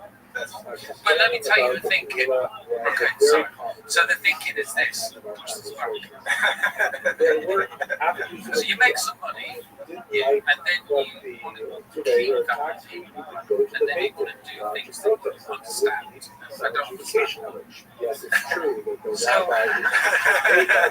like Jenny, and then you've got all these stocks and shares and investments that you can make. I don't understand that. What do I understand? I understand bricks and mortar. So if I have some bricks and mortar, and the stock market and everything goes to hell in a handbasket, it still exists. The bricks and mortar will be there. So I took the money out of the investments and invested it into bricks and mortar. And bought this place, 20 acres, 30,000 square foot, blah, blah, blah, blah, blah. And you're just like, I did a grown-up thing. And I'm really proud of myself. And then you go, right, okay. Well, you don't take into consideration it's 20 acres, it's 10 different things. So you need 2 gardens. And then, hold on though. So then you've got your insurance for the house. So the insurance for the house, because the fire is selling. Because the fire is selling already here. Yeah. What? Seriously? Yeah. And then you have your house tax thing, which is $400,000. So basically, what you don't take into consideration when you're buying bricks and mortar, especially in California, is that, okay, so you need 2 gardeners, 3 housekeepers, a house manager, house security, 2 nannies. Okay, that's it for you. Yeah, just for me. So then, so basically, what I'm saying is, you can't win anyway because the tax of actually the life tax, right, the head tax, right, of having a property that big, you just can't enjoy it. you come down. Sorry, it's good. You come downstairs and you see 11 cars parked in the car park outside. They're working. Wow. So, I'm basically wandering around in super yachts on land. Oh. So it's sort of like drain. It's like a super yacht drain, but on land. Why? Because you constantly just see the money going by. You mean? Yeah. You just see. I walk down and Everything looks like an expense. Well, I walk into the kitchen today and there is 1, 2, 3, 4, 5, 6, 7, 8 people. And none of them are my family. Do you know what I mean? And they're all doing a job for me. And so it's just like, like a taxi. Just sort of like watching the cash out. Because the Crusaders themselves were traveling. You're not including us and the 4 kids. The history is basically like this. In the year 1095, So my big expense Israel is was on people that control of the Muslims. Right. And there I'm was not a big significant conflict between I'm not a big the Muslim Empire and for example, if I want to like blink watch, I'm like, I want to blink watch. I then get in touch with the company and see what I can do for the company to get the watch. Oh, I see. So you like to save money in some sense. I don't know what that is. That's what we. Anyway, back to what we were talking on the way in. That's the level of money I'm willing to spend on a studio. Is where you have to hear something in the distance.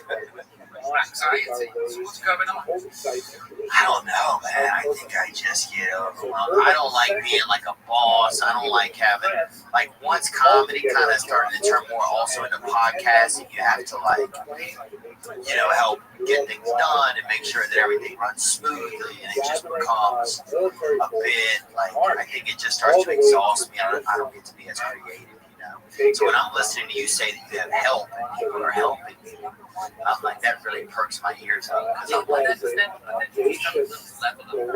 before you got anxiety about being a boss, you're actually got something else.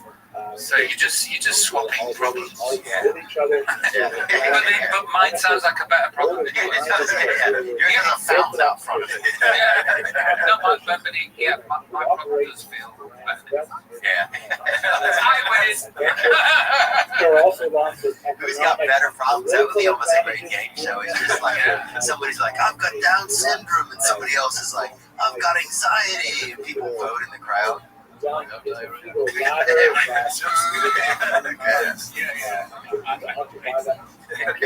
changed it.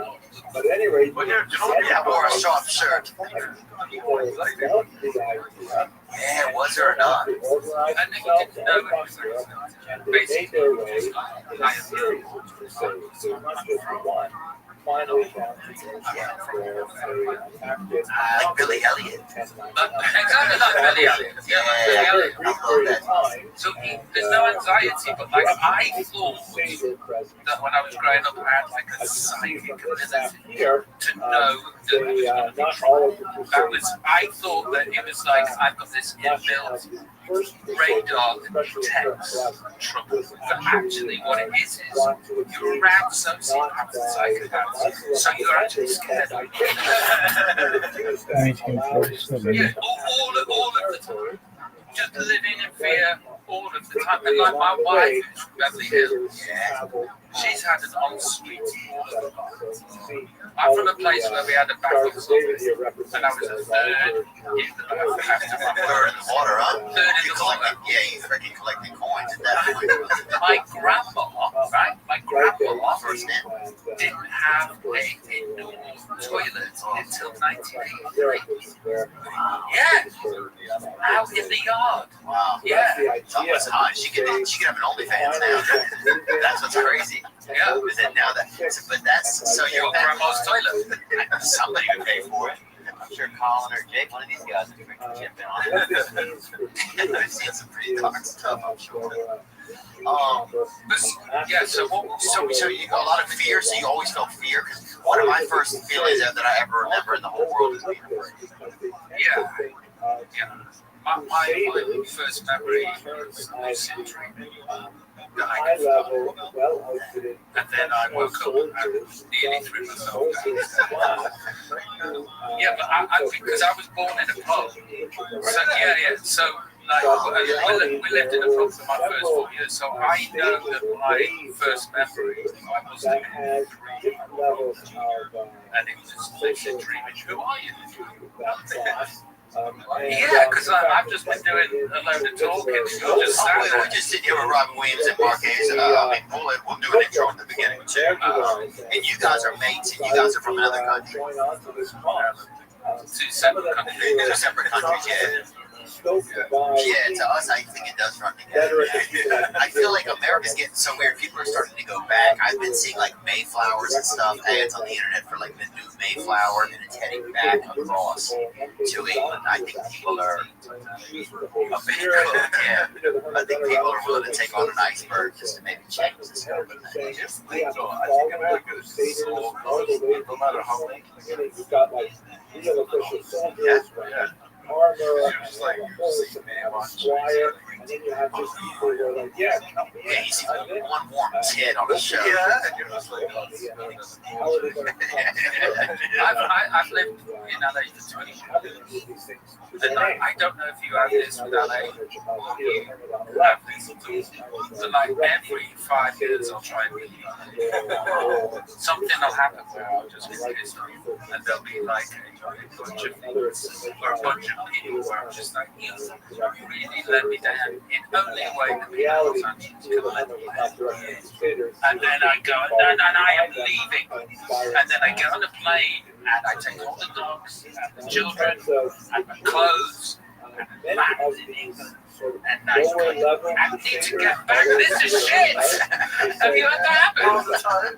Every time. I've done it 4 times. Yeah, like I bought a house in the countryside in England. Right, I bought this. It's a castle. Yeah. Bought this place in the countryside, and like this is all forever. Wife, and we all living here now, and we leave those people. That's the people in Los Angeles, and the children will grow here and will provide memories. And I better not tell her that I hate it and I want to move back. Second night of buying the house, I don't like it. Really? Quite often you have little tri-towns that have close associations in their geographical proximity. Yeah. Wait, do you think it's because something feels like simpler there? Does it feel like not? Like, what are some of the feelings that would make you think that it's? Is it too quiet? Is it too simple? Is it too old-fashioned? Like, is there things that make you think like?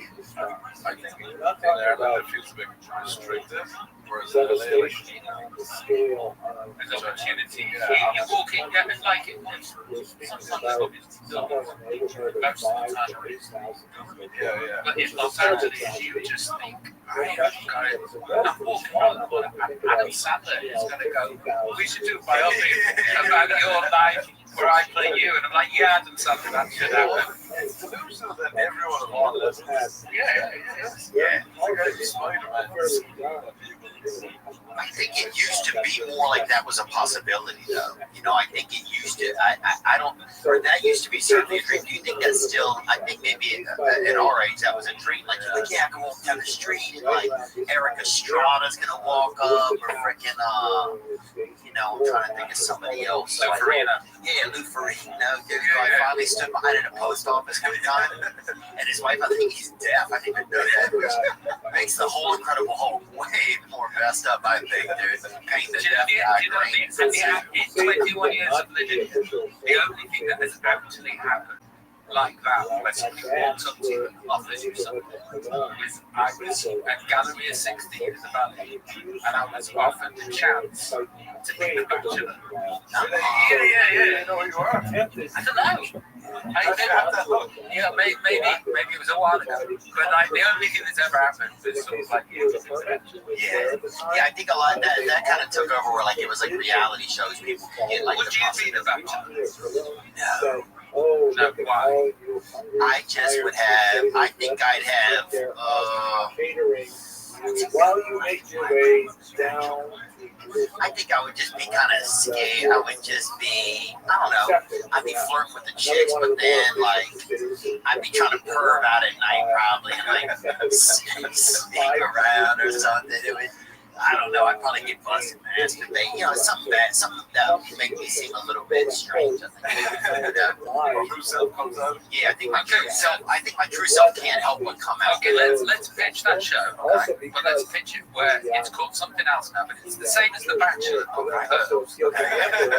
What streaming service is it on, or what TV channel is it on? What's it called? The Perv. Maybe called, who's Tom Thumb? Is that a famous character? Maybe like a Peeping Tom, something for Peeping Toms, but where they're like doing well. Maybe it would be, maybe you'd be Chris Hansen. Maybe you'd be presenting. Oh, yeah. And then you wouldn't have to be the Perv. Yeah. I could be like the Perv, right? The Perv, right? Hey, listen, straight after this, Ted Sarandos, hop in the car, we'll go. Here we go, Mrs. Sarando. Back to the England thing. Yeah. Take some explaining. So you get over there, so this is what happens for me. Right? So, at one point in my life, I was ridiculously famous, right, in a country that you have this, right? Like, ridiculously, like Michael Jackson stuff. How old was I? I became famous when I was 17. I joined the boy band when I was 16. The boy band took off. And then when I was 21, I left. And then I was solo career. And sold 8 million albums. Hold the record for the most tickets sold in a day for a tour. So this meets with, I'm sober, right? I'm a sober guy, right? And this meets with depression and anxiety and mental illness and extreme fame and extreme success. Yeah. And I came to America to promote. And I'm over here promoting this album. Saying that radio stations were viable to the one end. And like I already have like millions in the bank. If, however, they were to convert, and like I'm in Milwaukee, and I'm depressed, and then they shake themselves. And so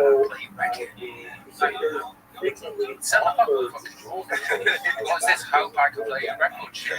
And so I'm going around America doing all of this stuff, and I'm like going, hang on. So all of this fame's making me anxious and depressed. And if I go to America, I'm famous and I'm giddy about this. So this realization's happening as I'm traveling through America, trying to break America. And I'm going to do it like a rock the vote performance in New York. Like, I've never voted in York. And I'm like trying to tell the kids to vote. And I'm like, this is not. And then I'm like, hang on, why am I doing it? Why am I trying to break laws? Welcome. How are you? Can you hear me? What's up, Love K? What's good, Love K? How you living, pimp?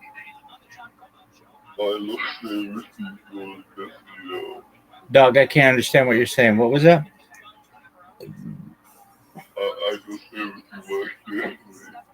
Dog, I can't hear you. How'd you find out about me? You saw me on YouTube? Okay, cool. How are you?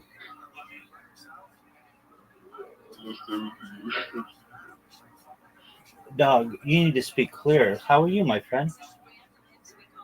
I lost everything on the casino. Oh, how'd you lose everything on the casino, pimp? I was just trying to make back what I lost. All right. Is there any way you can do that? No. All right, so what are you going to do? Was an online casino. I lost everything. They told me to go. They told you to what? They told you to what? People ignore. Yeah, dude. Okay, so it's like a scam. No, they actually pay off for it. There's just people ignore. And I want them. Okay.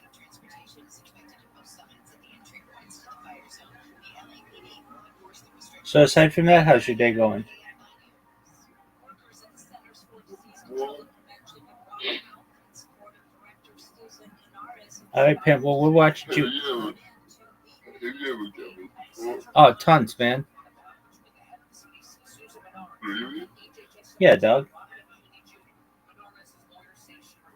What do you think after you lose? I don't lose, baby. I'm a winner, so I don't know what that's like.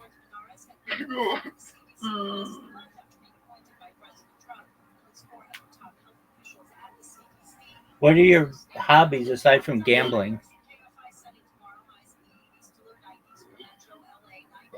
I do construction. You work in construction? Yeah. What? I'm building a What? synagogue right now. Oh, you're building a synagogue right now?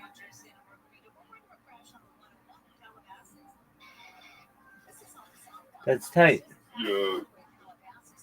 Very well. How big is it?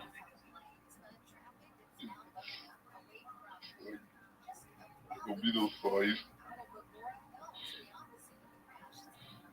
It's like 5? No. No. It's middle size. Well, middle size.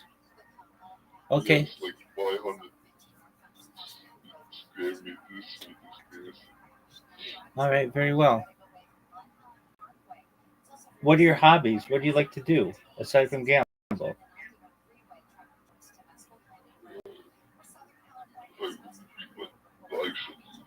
You like to watch live streams on YouTube? All right, very well, man. Well, I'm streaming my life 24/7, watching Jewish history lectures. So if you want to do so, feel free. Enjoy, my friend. I also like Olympics. What Olympic games do you like? I don't know how to call it. They shoot with bows there, arrows. Yeah, archery. Yeah, archery. Very cool. Do you like to shoot bows and arrows yourself? I don't really have the money Okay. to. What do you like in Olympics? Oh, that's a good question. I like track and field. I like basketball. It depends if it's the winter or the summer. So let's talk summer first. Golf is kind of boring, but I do like it. I like women's gymnastics. I like men's gymnastics. I like, um, let's see, wrestling and like judo, jujitsu, all that stuff, any kind of martial art. I like archery's tight. Um, I like whatever that shooting thing is. That's okay. Um, they have like rhythm gymnastics. That's cool. I like swimming. Swimming's a big one. I like. I mean, the track and field ones are probably the best. Like the 100-meter dash. That's a big one. Um, and I like. I mean, it's kind of boring with the marathon. I like the last like 10 feet of it. Um, I like. What else do they have that I like? Okay, so basketball, men's basketball, and women's basketball. I definitely like those. Um, they had breakdancing this last one, which made a lot of headlines. I think that's pretty cool, but they're not going to have it this next one.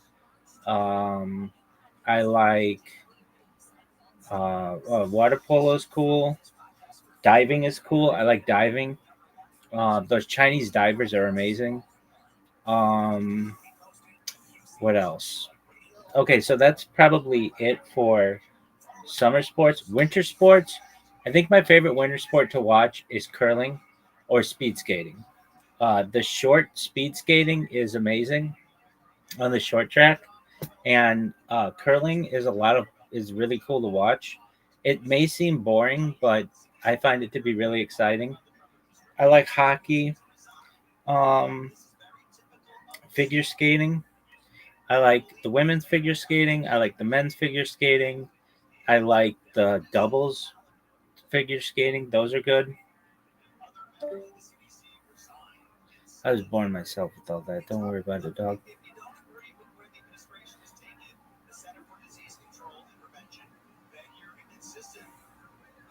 What other winter sports you like, big dog? Biathlon. That one's cool. I like that one a lot.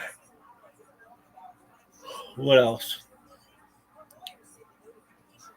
Cross country skiing, downhill skiing. I like snowboarding. Half pipe is cool. The slalom. I like that one where they're like, they're like flying through the air, and it literally seems like if they fuck this up, they will kill themselves. I like that one. What else? I like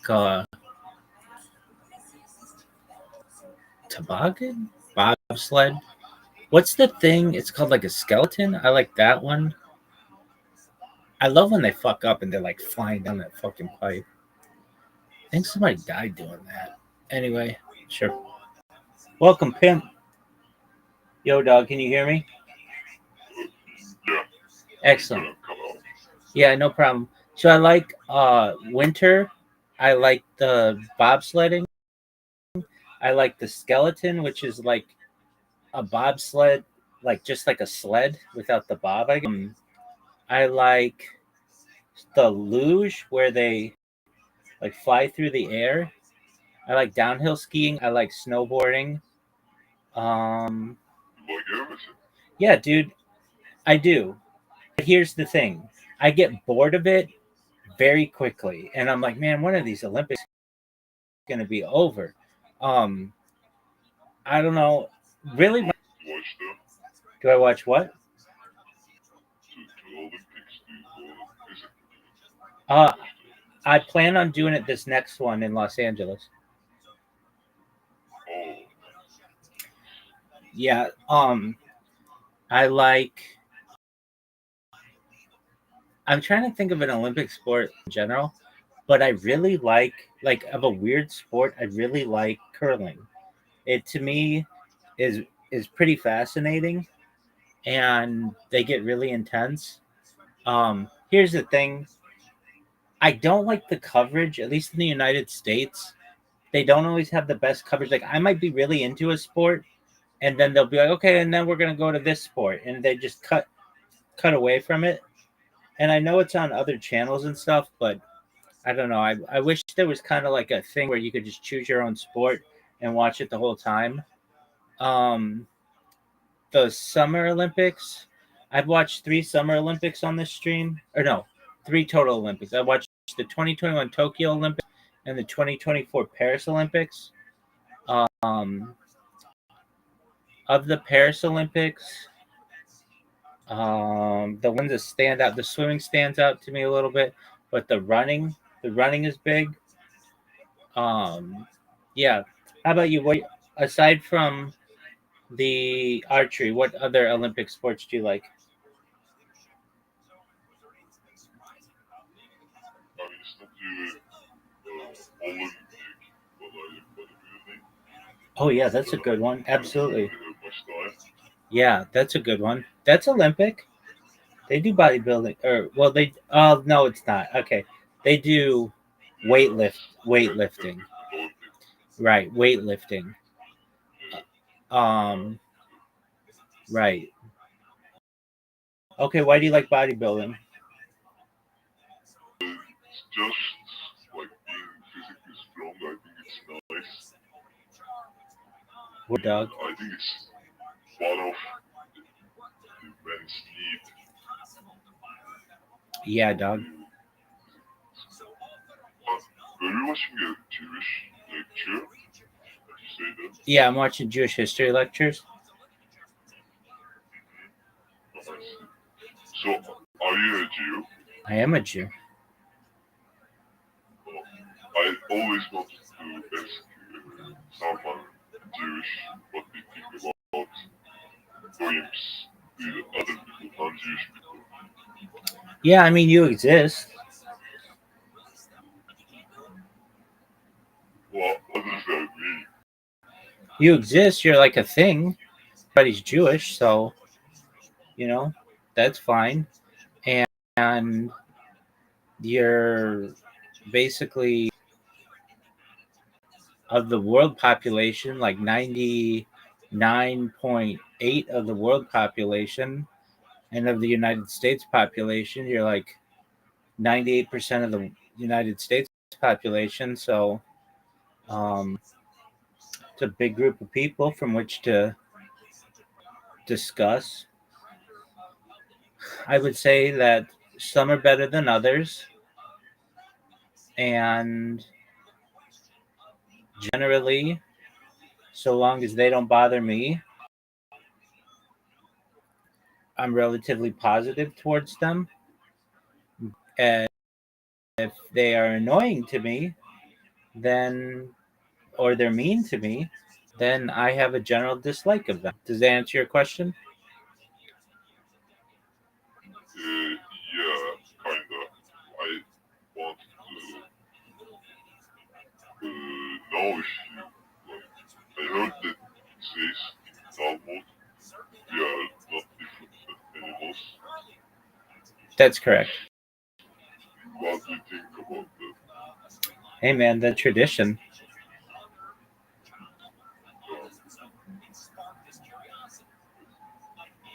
It's a tradition.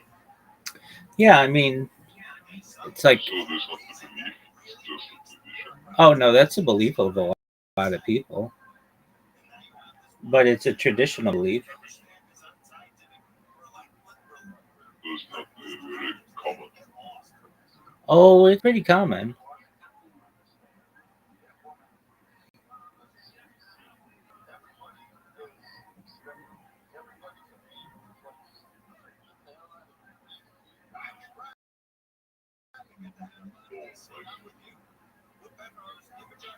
Because, like,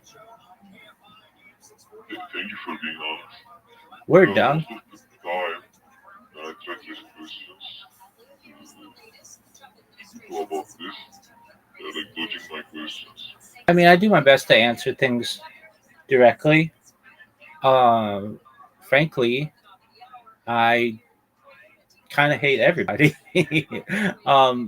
But yeah, I mean, it's just kind of a joke that I'm saying. But no one's doing anything perfectly, whether Jew or Goy or everybody can work on themselves.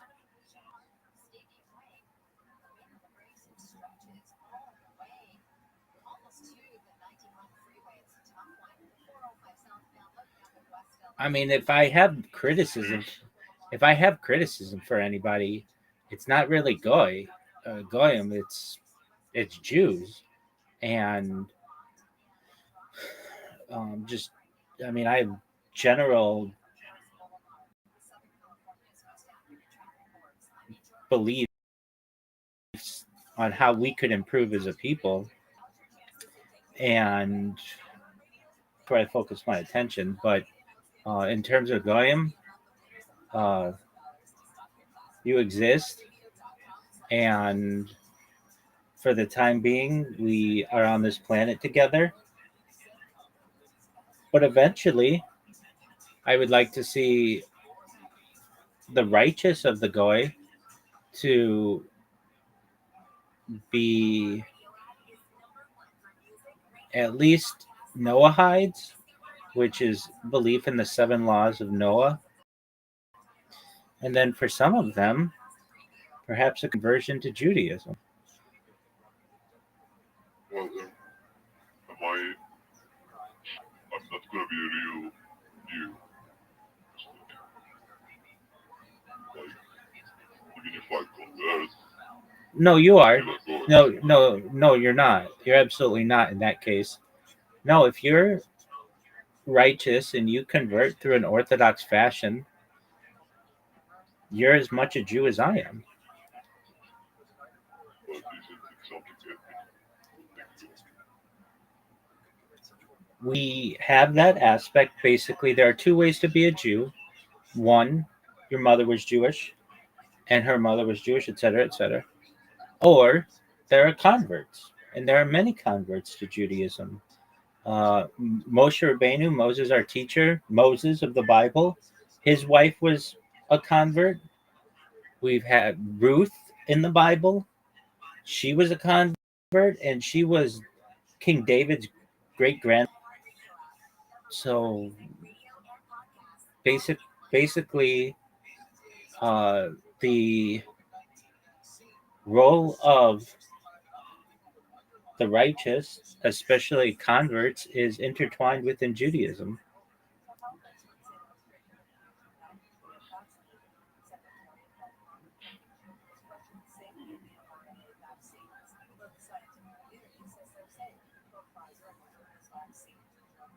So, do you think there is like goy behaviors? Oh yeah, definitely, major time. Jewish people doesn't have. 100%. Yeah, things like, well, worshiping idols and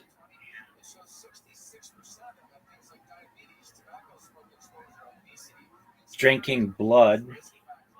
Those are like goyish behaviors. More modern ones would be like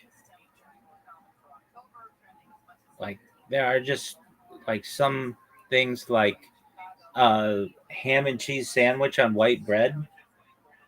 That's pretty goyish. Um, what else? Like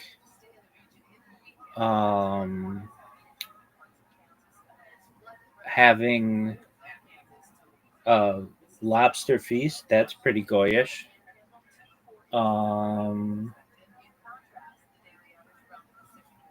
I was like talking about more something like boys are interested in this or they. Yeah, sure, okay. About behavior patterns. Yeah, I mean, that you're not doing. Yeah, certainly eating is a behavior pattern. Okay, so not focusing on family, that's goyish behavior.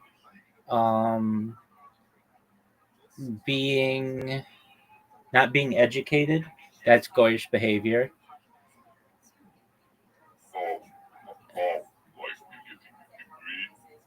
Yeah, I mean, we focus in Judaism on education and education of our children, secular and religious education. So those are important. And people who don't consider education to be important are bad people, but that's goyish behavior. Even like just going to McDonald's, that's goyish behavior. What else? I mean, in general, because there are some kosher McDonald's in Argentina and Israel, but generally, eating treif, so eating non-kosher, that's goyish behavior. What else would be goyish behavior? If you want behavior, things that we see as being non-Jewish. I was talking about like these are like kind of neutral ones. Like I was talking about both behavior that is like how can I say?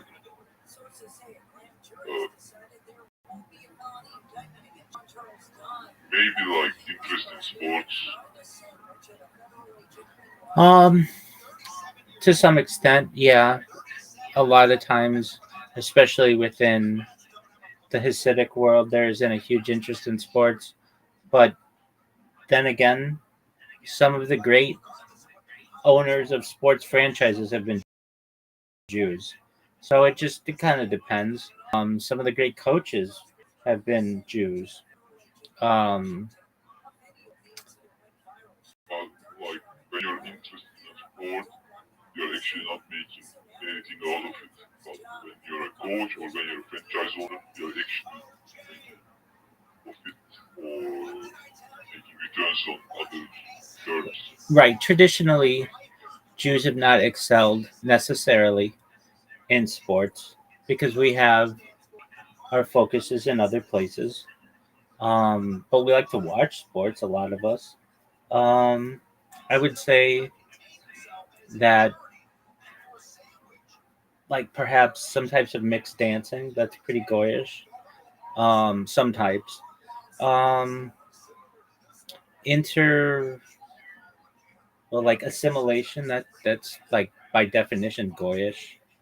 Um, Other things that are goyish, things like um, So the thought behind that question is was Jews are a very powerful minority. I wouldn't say that they're completely with the kind of conspiracy theory wise out, but they are a powerful minority, and I wanted to understand what are they doing different from the rest of the world. Just boys. sure, absolutely. Working on cars, that's pretty goyish. Carpentry, carpentry's goyish. Um, what do we do that allows us to be successful? Well, it starts with our familial unity. Uh, we feel that family is very important. Education is very important. We educate our children to be successful and to be in disciplines that are generally well providing.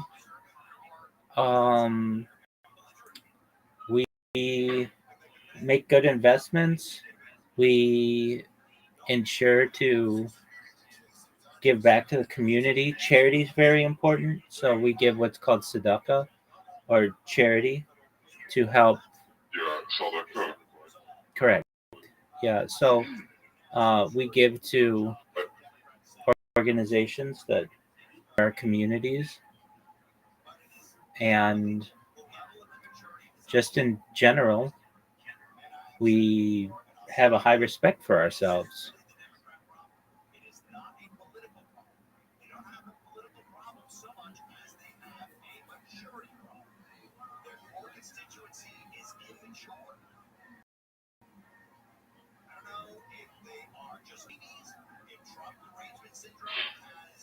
Hope that answers your question, big dog.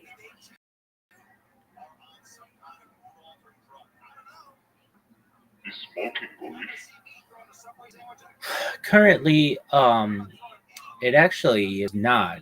Many Jews do Or enjoy. is it Uh, so technically, we're not supposed to do anything that harms our bodies. Traditionally, smoking within the Jewish community was very common in Israel. It's not so common in the diaspora and outside of Israel for Jews, mainly, especially because for people who are Shomer Shabbat are basically Orthodox Jews, we can't light on Shabbat, so that causes an issue. Smoking of cannabis, right? smoking. Or it's not because every day, every What'd you say, Big Dog? Shall Saturday or something Yeah, like it's sundown on Friday to basically sundown plus a little on Saturday. Generally, but nobody really knows. Um, Cannabis, though, is something that in the modern age has become more popular, and basically since the 1930s or so, has been associated with some areas of Judaism, though it's not necessarily, at least within mainstream centrist orthodoxy. It's done somewhat behind the scenes in some areas, but we do have, I mean, marijuana is kosher, and so putting marijuana into edibles, so long as the ingredients are kosher, is allowed. Smoking of hookah and such, that's more a Sephardic custom, but it is something that occurs. But traditionally, it would be cigarette smoking.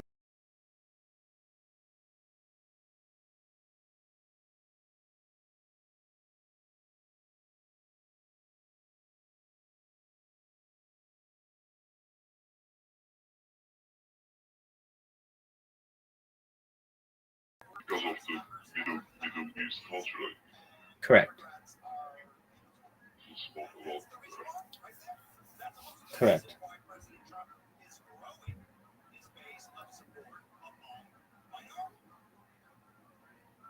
So you're streaming 24/7, every time, basically.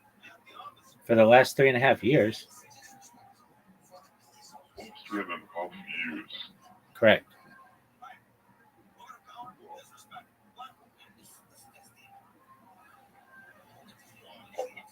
Like, how can you afford this? You're streaming all the time. Are you working from home, like home office job? Or? I have. I'm a certified project management professional, so I've done some projects on the stream, but essentially I have investments and savings that have allowed me to do this. Oh, okay. Like day trading or trading in general? Cryptocurrency investments, some.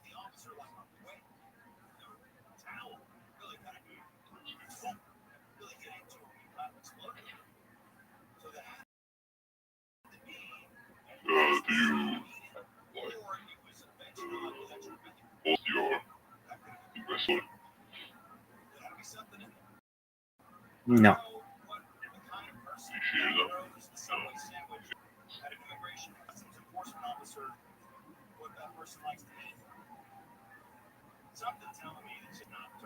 So you were just on YouTube. You were like, "Hey, this person has a Discord. I'm gonna go check them out."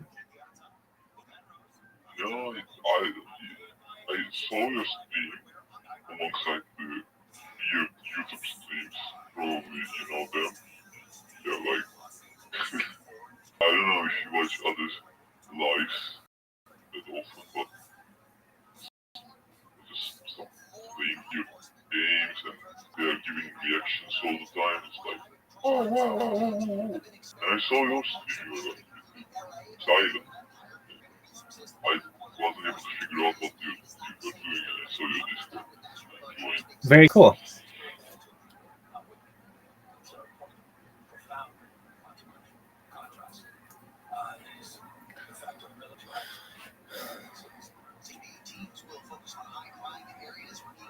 Any other questions, big man? Do you have any other questions?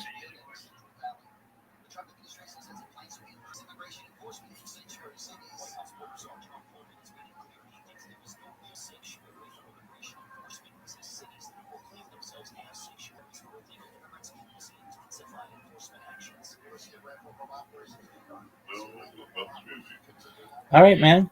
Well, you're always welcome here. I'm going to continue watching my lectures. Feel free to enjoy. Are you? Oh, it's on the other account. Yeah, it's just you can see it on that other screen.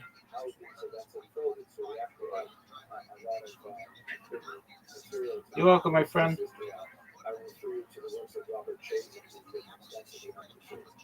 It was inspired in the first one case of a woman given a choice of baptism or death, decided to choose death, martyrdom, or as it's called in Hebrew, Hashem, the sanctification of the brain. And this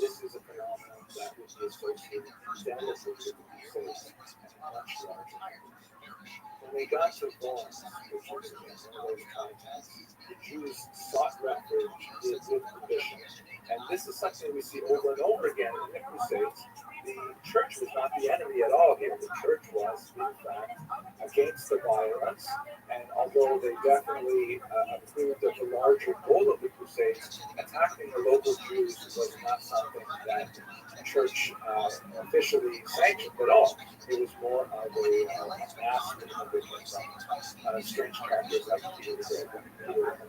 So the Jews sought refuge in the bishop's compound, and in fact, the Crusaders broke into the bishop's palace cells and massacred the Jews in his home.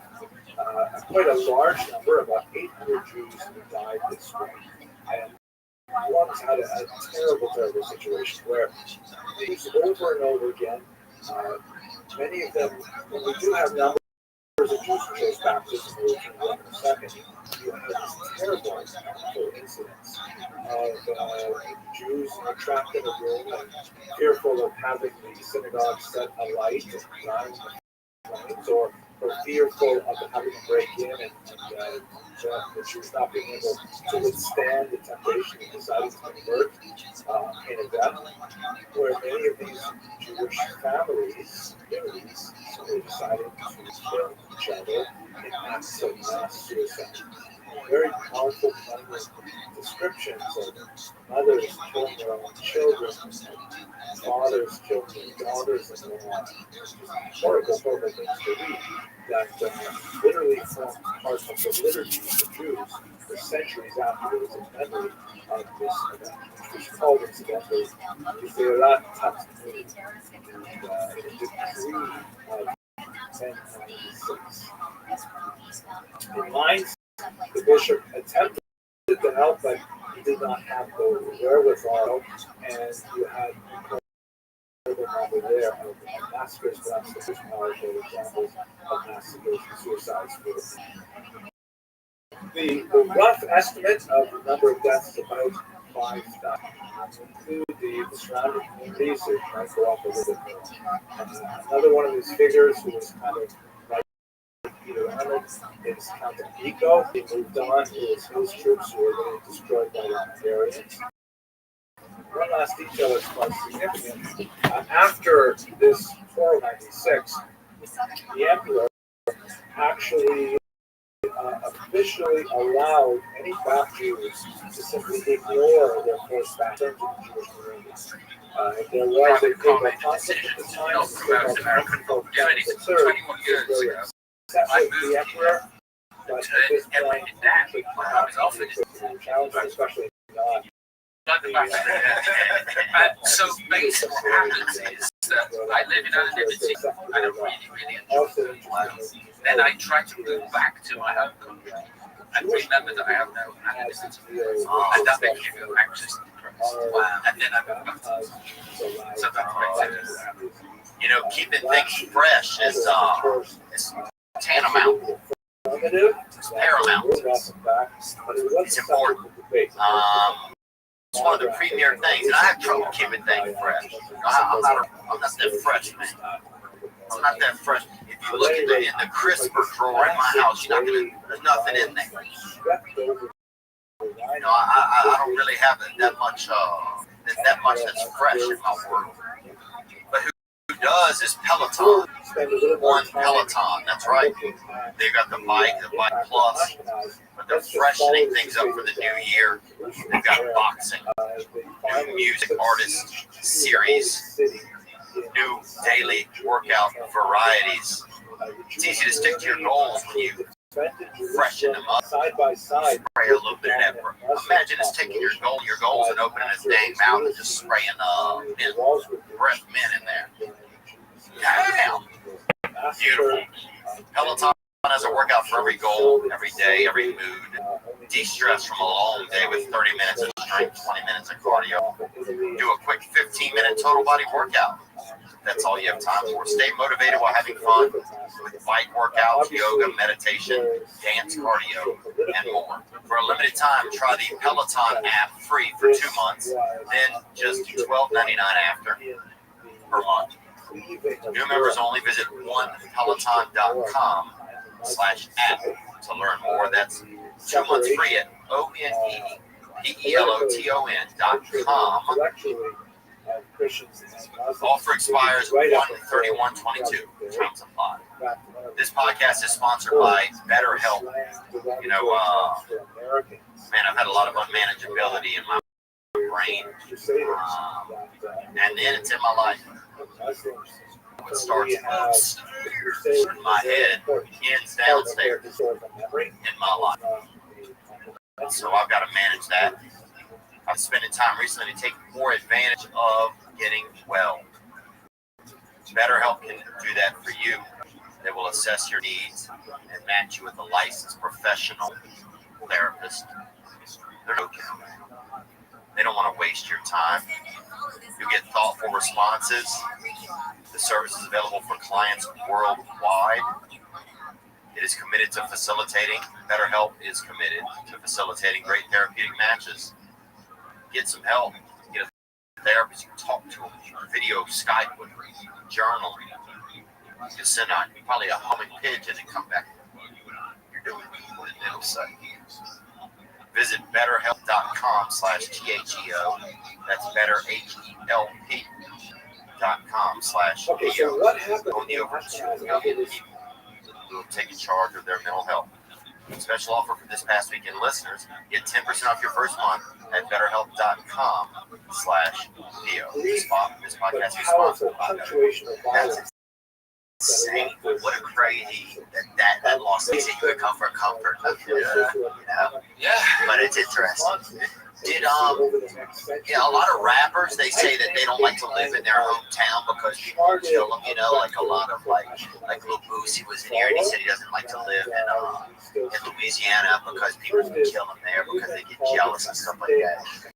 Is there a lot of that kind of stuff in England? Like I've never ever said this.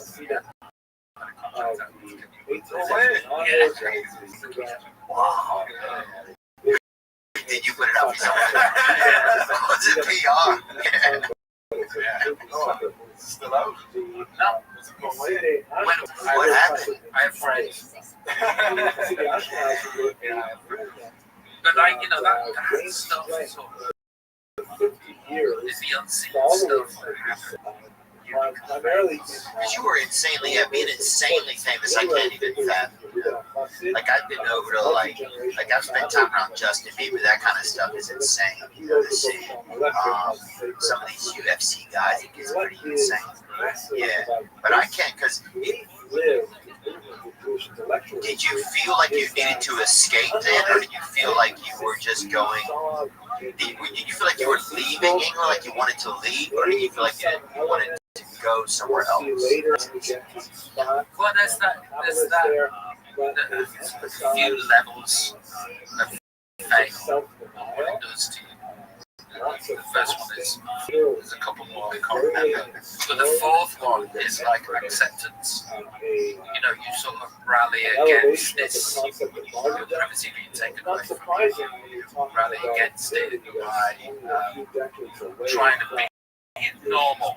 And trying to be normal also, I'm going to be small so you don't beat me up. I'm a dickhead. Don't hurt me, and I've got normal places I can't go because people want to kill me.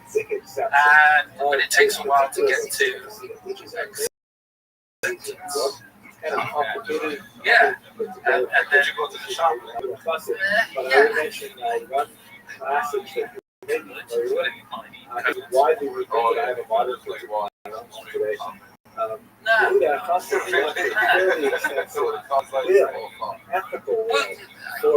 have anxiety, and I don't like strangers, but like strangers want to meet me, and I feel really uncomfortable about it, and like thinking about it now actually gives me anxiety.